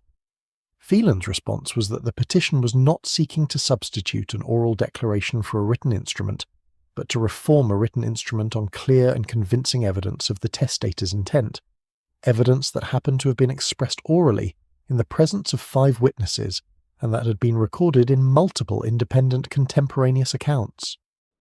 The judge who presided at the second hearing, a man named Blaine, who had been on the bench for 9 years and who had, in that time, developed the particular quality of judicial attention that good probate judges cultivate, read all 5 accounts before the hearing began. He read them in the order in which they had been prepared. He noted the consistency across the accounts in the specifics, the room, the evening, the quality of Arthur Hale's voice and his lucidity, the specific direction about the Marlborough Street house, the repetition of that direction. He noted that the accounts had been prepared independently, without the authors having compared notes or coordinated their descriptions. He noted that Dr. Marquez's account had been made in his professional diary on the evening of January the 14th itself, not after the will reading, not after the dispute had emerged, but at the time of the observation. He noted that Dorothy's account had been prepared on February the 3rd, the same day as the will reading, before any strategy had been discussed. He found that the evidence of testamentary intent was clear and consistent, and that the 5 independent accounts presented a picture that was credible in the way that things are credible when multiple people remember the same event in the same way without having arranged to do so. He ordered the instrument to be reformed to include a specific bequest of the house on Marlborough Street to Dorothy Hale in fee simple absolute. Dorothy lived in the house for 31 years. She did not sell it. She opened the upper floors, over time, to 2 long-term tenants whose rent covered the property taxes and the coal and the maintenance, and she kept the ground floor and the back parlour for herself. She read in the evenings. She corresponded with former students and with the women's charitable organisations she had maintained connections with since her teaching years. She received her siblings for Sunday dinners at the rate of about twice a month, and she presided over these meals with the calm efficiency that she had brought to the management of her father's household in his last years. She was not bitter. She had not, in her own reckoning, won anything that had not already been hers.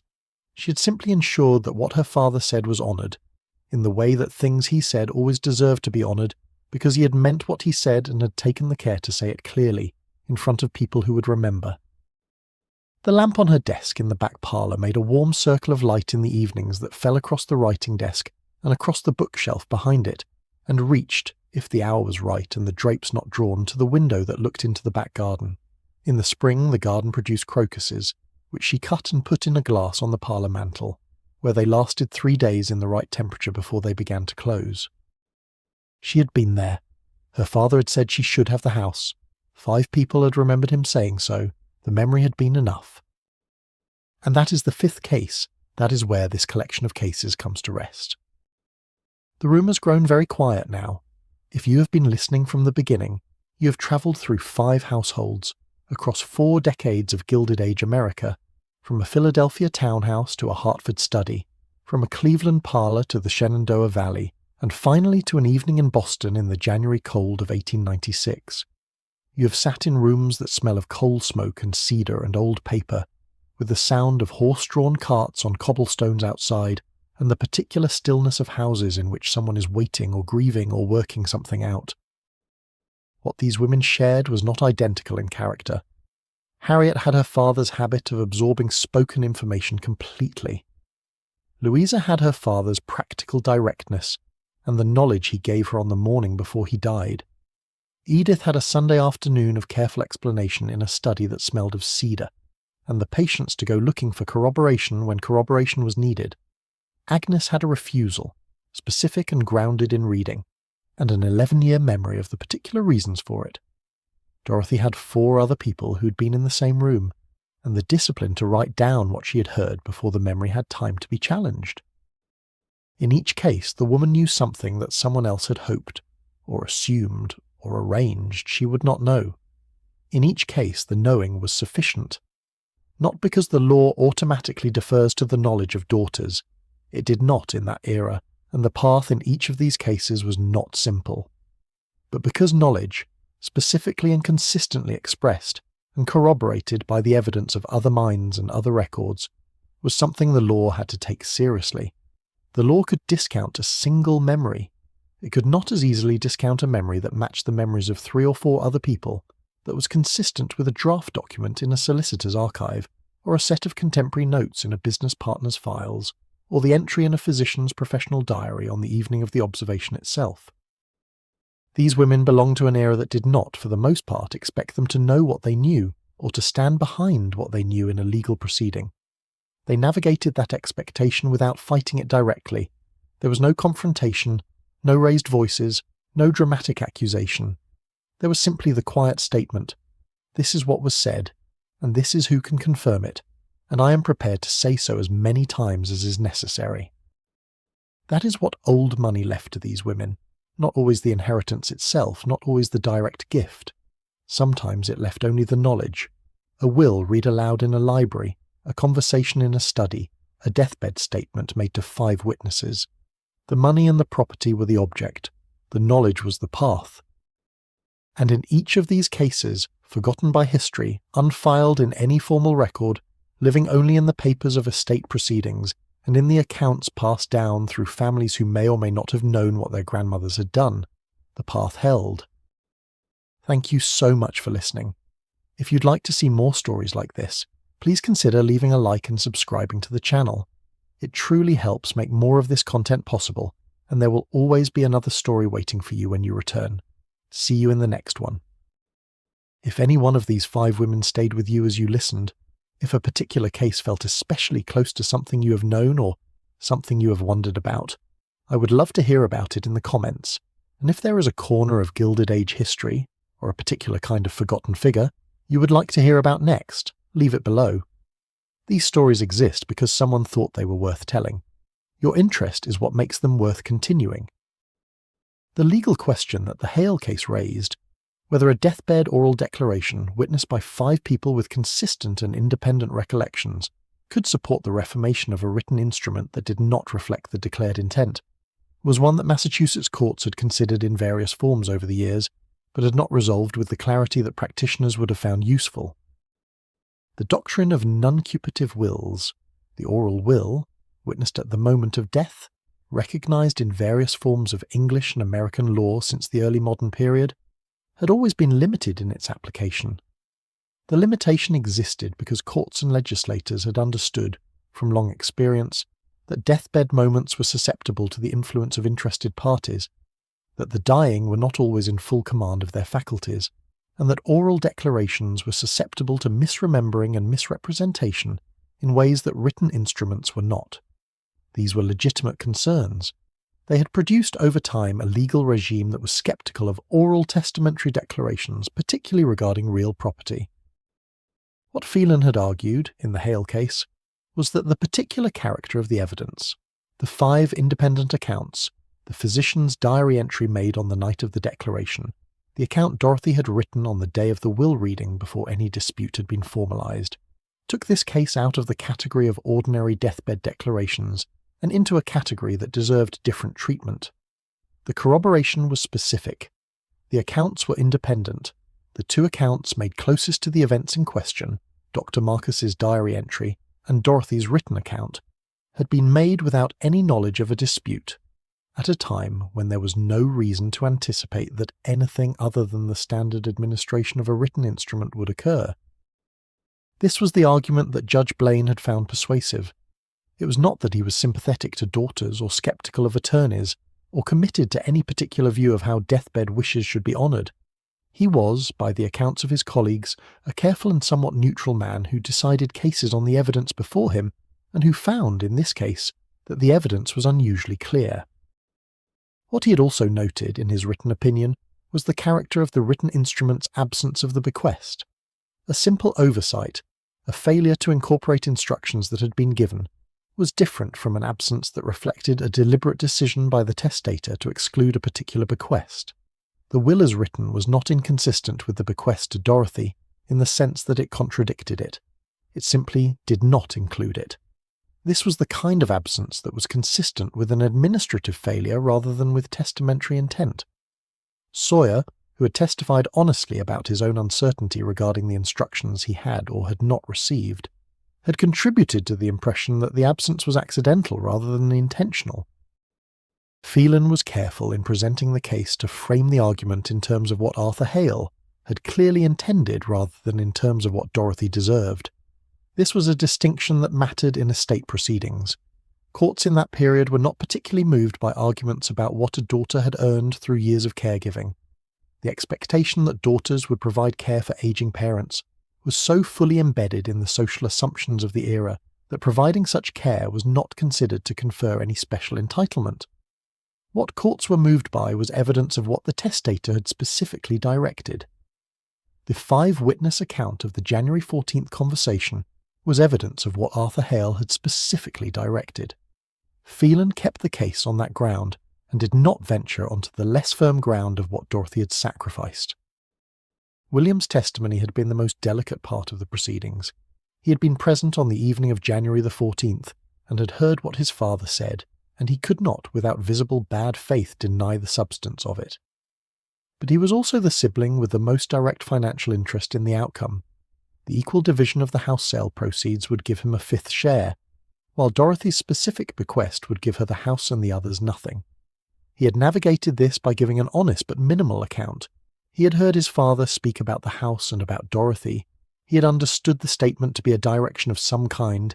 He could not recall the specific wording with the precision that others had offered. This minimalism was itself informative, in the way that careful minimalism often is. It was not denial. It was the account of a man who had understood what was said, and who had decided to stand on the edge of his knowledge rather than the centre of it.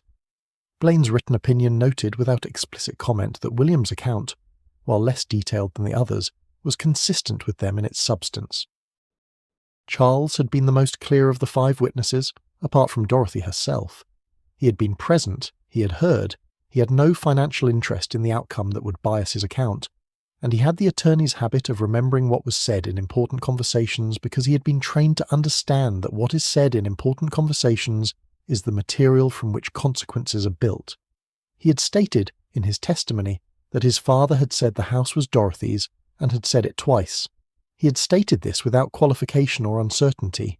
He had said, "I remember it clearly because it struck me as exactly right." Dr. Marcus's diary entry was, in some ways, the most important single piece of evidence in the case, precisely because it was the one that had been made at the time and that had not been made for the purpose of supporting any claim. A physician keeping daily notes of his patient's condition does not expect those notes to become evidence in a probate dispute. He keeps them because it is his professional practice to keep them, because the record of what a patient was capable of and what was said in significant conversations is part of the medical history of the case.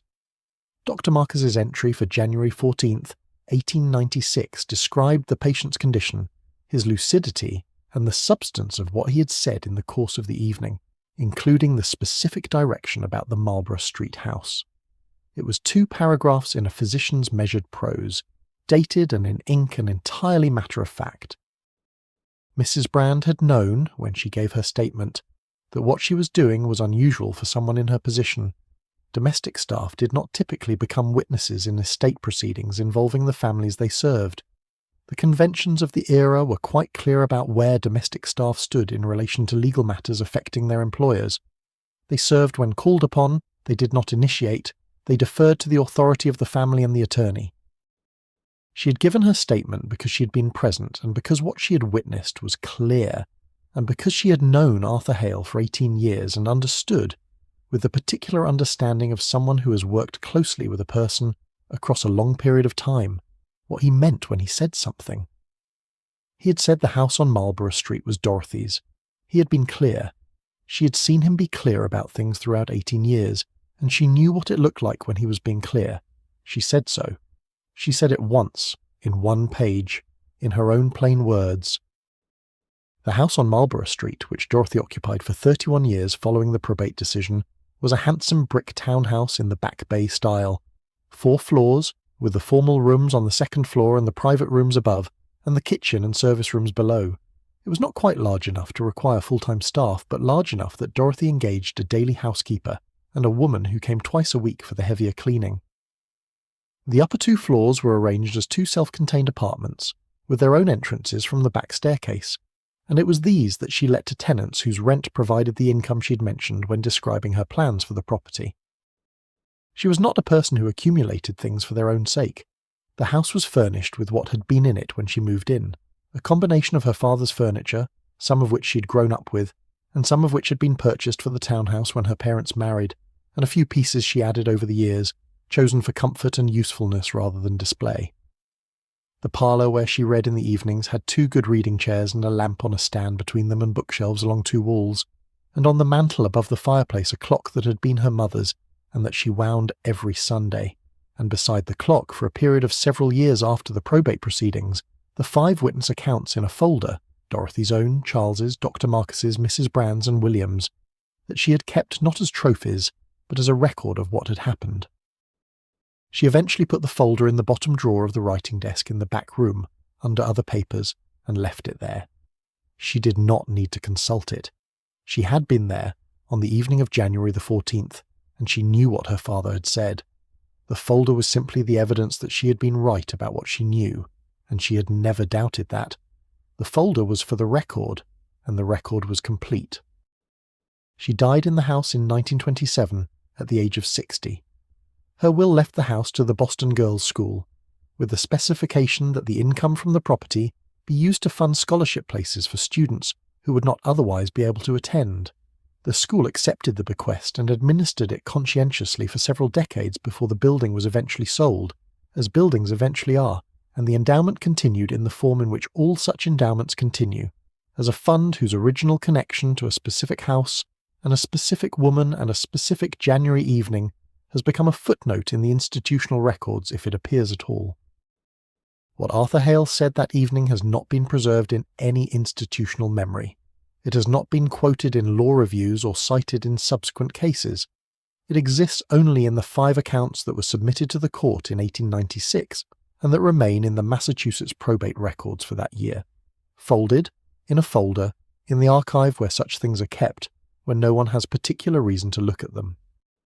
But it is there, the words he spoke and the 5 minds that held them and the legal decision that honoured them. It is all there in the careful keeping of records that is the thing that makes history possible, the thing that means a woman who paid attention on a January evening in 1896 has not entirely disappeared from the world that came after her. The Marlborough Street house in Boston's Back Bay was, when Dorothy Hale moved into it permanently following the probate proceedings of 1896, a house that held the particular mixture of the familiar and the strange that comes from inhabiting a place in a new way. She'd grown up in it, or partly in it, had lived in it as a child, had returned to it as an adult to manage her father's household, had been present in it at the moment of his death. Now it was hers in a different way than it had ever been anyone's, hers by right, legally and clearly, in the specific language of the probate court's order of reformation. She moved her own things into it gradually, over the weeks following the resolution of the estate. The furniture that had been hers in her rented rooms on Beacon Street, the good reading chair, the writing desk, the bookshelves she had built up over years of teaching and reading, found their places in the ground floor rooms she kept for herself. Her father's furniture remained where it had been, in the rooms that kept their original purpose, because it was good furniture, and because she had grown up knowing it, and because there was no reason to change what did not need changing. The arrangement she made with the two tenants on the upper floors was the result of the same practical thinking she brought to everything. She had 2 floors available that she did not need for herself. They could be let and produce an income. The income would pay the costs of maintaining a house that was larger than she needed for herself alone. The tenants she found, a middle-aged widow who was a music teacher, and a young couple, a journalist and his wife, were people who paid regularly and kept to themselves and whose presence in the house, she found, was more comfortable than the alternative, which was the silence of empty rooms above her. She managed the tenancy arrangements herself without an agent, writing the agreements in her own clear hand and keeping copies in the folder she maintained for the house's administrative records. She collected the rents on the first of each month, at the door of each apartment, in the way that landlords in that era who managed their own properties did, directly with a receipt signed in duplicate, 1 copy for the tenant and 1 for her records. It was the kind of management that a person who grew up watching her father manage his commercial properties did without thinking about it as unusual. The teaching years in Cambridge, the 4 years she had spent at the girls' school before returning to Boston, had left her with a particular understanding of how young women learned, or failed to learn, the practical management of their own affairs. The school had been a good one by the standards of the era, which meant it prepared its students for the social and intellectual demands of the position they were expected to occupy: the literature, the languages, the history, the music. What it did not prepare them for was the kind of knowledge that had made Dorothy effective in the January bedroom and in the subsequent probate proceedings. The knowledge of what a specific legal document said, of what a specific statement from a specific person at a specific moment meant, of how to hold that knowledge and communicate it clearly when it mattered. She thought about this, in the years after the Hale case, as she watched the world she lived in beginning to change. The suffrage movement was gathering momentum in the 1890s and early 1900s, and with it a broader conversation about what women's education and women's access to professional and civic life should look like. She had views on this, which she expressed occasionally in letters to friends and colleagues who shared her interests, and which she expressed more publicly in the context of the Boston Girls' School endowment she eventually established. The endowment's terms, which she had been careful and specific about, having learned from experience what happened when the terms of an estate provision were not careful and specific, directed that the scholarship income be used for students who demonstrated both academic ability and what she had called in her own drafting of the document, a capacity for practical understanding. She had been asked by the school's administration to define this phrase more precisely. She had said, "I mean students who read what is given to them and understand what it says and ask appropriate questions. Students who pay the kind of attention that allows them to give a precise account of what they have observed. These are not uncommon qualities. They are, however, qualities that are not always recognized or rewarded in a conventional educational setting, and I would like them to be both recognized and rewarded by the fund I am establishing." The school's administration had found this satisfactory with minor modifications to the language, and the endowment had been established on those terms. In the years following its establishment, the scholarship committee had found, in practice, that the quality Dorothy had described was identifiable, that the students who demonstrated it could be recognized in the course of the ordinary admissions process by their particular manner of engaging with whatever they were asked to read or respond to, and that these students tended to thrive in the school's most demanding courses in ways that confirmed the original identification. Dorothy did not live to see what became of these students, in the way that endowment makers rarely live to see the full arc of what they have started. She died in 1927, at 60, from a cancer that had been diagnosed in 1925, and that she had managed with the same practical attention she brought to everything else, gathering the relevant information, making the necessary arrangements, continuing to do what needed doing until the doing was no longer possible. She had sufficient time to revise her will, to ensure that the terms of the endowment were clearly specified, and to have several conversations with the school's headmistress about the administration of the fund after her death. She also had sufficient time to look at the Boston she had known for 31 years from the window of the house on Marlborough Street, the street she had watched from her father's window as a child, the street that had been her father's and that had become hers, that she had inhabited for 3 decades, and that she would leave in the terms she had specified in a will that was clear and specific, and lodged with her attorney and with the Boston Public Library's Special Collections Archive, where she had made arrangements for her personal papers to be deposited after her death. This last was a particular kind of care, the kind that her father had exercised when he told Sawyer his intentions, and that her father's failure to fully execute, the absence of the specific bequest in the written instrument, had made necessary the proceedings of 1896. She was not going to leave anything to be reconstructed from memory, however reliable memory had proved in her own case. The documents were clear, the provisions were specified, the copies were in multiple locations, there would be nothing to reconstruct. The personal papers she deposited at the library included in a folder marked Estate Proceedings 1896, copies of the 5 witness accounts submitted to the Massachusetts Probate Court in that year, her own, dated February 3rd, 1896, Charles's, Dr. Marcus's, with his diary entry attached, Mrs. Brand's single-page statement, and William's account, minimal and careful and ultimately corroborating. The archivists who catalogued the papers after her death in 1927 noted the folder in their inventory, but did not give it particular attention. It was one folder among many in the papers of a woman who was not famous, and whose name did not appear in the standard histories of the period. The papers were catalogued and filed, and became part of the archive's holdings, accessible to researchers who knew what to look for. They are there still, in the particular way that archives hold things, quietly, reliably, without drama, available to whoever comes looking with the right questions and the patience to read what they find. The January evening is there, in 5 accounts. The warm room is there, the low voice is there. The house on Marlborough Street, which was Dorothy's, is there in the specificity of the probate court's language, the warmth of it, the clarity of it, the simple, sufficient fact that what was said was remembered, and that what was remembered was held, and that what was held, when the moment required it, was enough. The night is very quiet now.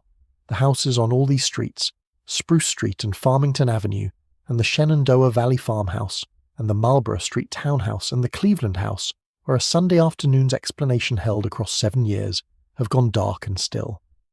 The people in them have been asleep for some time. The documents are in their folders, the records are in their archives, the coals are embers. You can sleep now too. The stories are told, the women are remembered, the knowledge has been acknowledged. There is nothing more to hold tonight except the warmth of where you are, and the quiet, and the particular ease of a mind that has been given something to rest against. Let it hold you, let the night hold it, let everything settle to its proper depth, and rest. We have come a long way tonight. 5 households, 5 women, 5 different versions of the same essential story. A father who told his daughter something important, a daughter who listened and held it, and a moment, months or years or even a decade later, when the holding of it turned out to be the thing that mattered most. There is something in the quality of the listening that is worth staying with, as the night settles and the warmth around you continues to hold. The Gilded Age was not, on the whole, an era that expected its daughters to listen to the substance of things. It expected them to listen to instructions, to social guidance, to the expectations of their position. It did not, in general, expect them to listen to the terms of a codicil, or the specific language of a trust deed, or the particular words spoken at a deathbed, and to hold those things with the fidelity of someone who understands that what they are hearing may one day need to be precisely recalled. That Harriet and Louisa and Edith and Agnes and Dorothy had this quality of listening was partly a matter of individual disposition. Each of them had, in her own way, a mind inclined toward precision and retention. But it was also, in each case, a matter of the relationship they had with their fathers.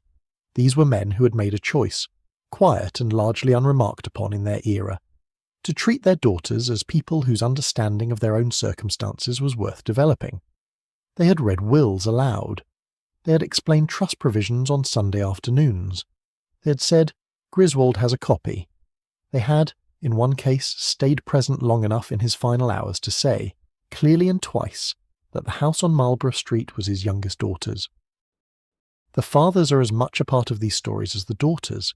They are the ones who made the knowledge available, who decided that their daughters deserved to understand what had been arranged for them. This was not, in the Gilded Age, the conventional relationship between a father and a daughter with respect to estate matters.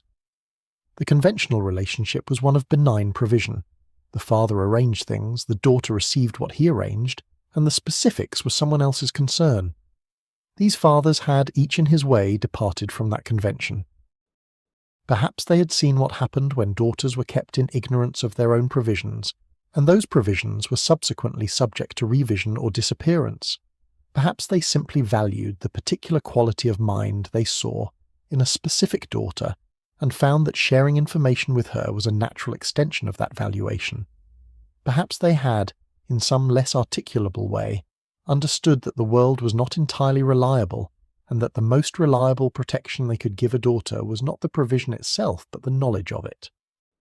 Whatever the reason, the knowledge was given, and the women who received it held it in the way that things held with the full weight of attention hold, not rigidly, not effortfully, but with the easy completeness of something that has become part of the mind's own furniture, available without searching for it there when the moment requires. The moment required it in 5 different ways, in 5 different places, across a span of more than a decade. A probate court in Philadelphia, where a missing codicil had to be reconstructed from a daughter's memory and 2 witnesses' accounts. A solicitor's office in Hartford, where a destroyed will had to be reconstructed from a duplicate that only a daughter knew to ask about. A Cleveland courtroom, where a trust modification had to be challenged by a daughter who knew what the original language had said because her father had shown it to her on a Sunday afternoon when she was 16. A circuit court in Virginia, where a forged signature had to be disputed by a woman who knew she had not signed it because she remembered, with exact precision, the afternoon 11 years before when she had refused. A Boston probate court, where a specific bequest had to be established from the accounts of 5 witnesses to a deathbed conversation. 5 different mechanisms, 5 different legal tools, 5 different paths through the probate system and the deed records and the trust administration apparatus that the Gilded Age had constructed. And in each case, at the centre of the path, a woman who knew something specific and was willing to say it specifically, and to say it consistently across however many conversations and proceedings and sworn statements were required. The legal historians who have occasionally turned their attention to cases of this kind, the women's property challenges of the late 19th and early 20th centuries, tend to frame them as part of the larger story of women's legal emancipation, as individual instances of the broader transformation that the Property Acts and the suffrage movement and the changing composition of the legal profession were together producing. This framing is accurate and appropriate. But there is another way to look at them, as instances of a particular quality of attention, careful, patient, specific, grounded in knowledge received and held, encountering a moment when that quality of attention was exactly what was required. Not heroic attention, not dramatic attention. The quiet, sustained, completely ordinary kind of attention that is the most dependable of all because it is not performing itself, not conscious of itself, simply there, the way that a good foundation is there, unnoticed until the moment when it needs to hold something. These women were not, in the ordinary moments of their lives, remarkable in the way that the word remarkable is usually used. They were secretaries and household managers and teachers and careful daughters who read documents before signing them and who kept notes of conversations that mattered and who walked 12 blocks in the cold to attend to things that needed tending to. They were the people who, when asked later how they had known what they knew, would have answered with some version of, "I was there, I paid attention, what else would I have done?" What else indeed? That is the whole of it.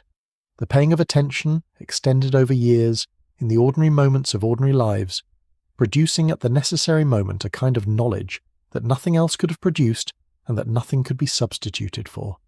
The memory of what was said and what was signed and what was refused and what was witnessed.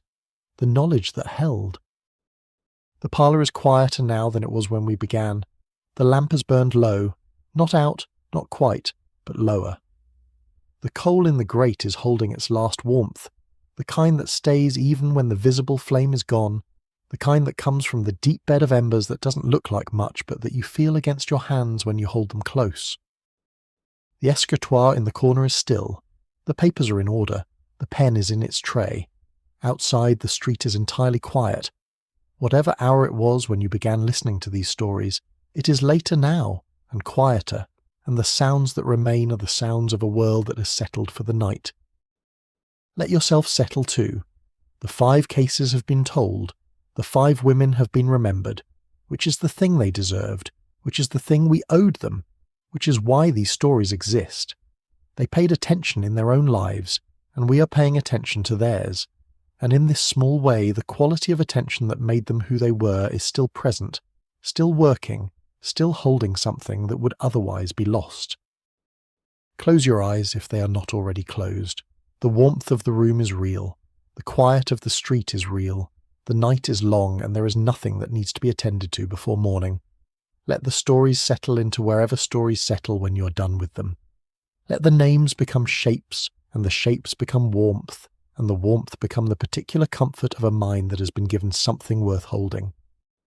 Sleep well,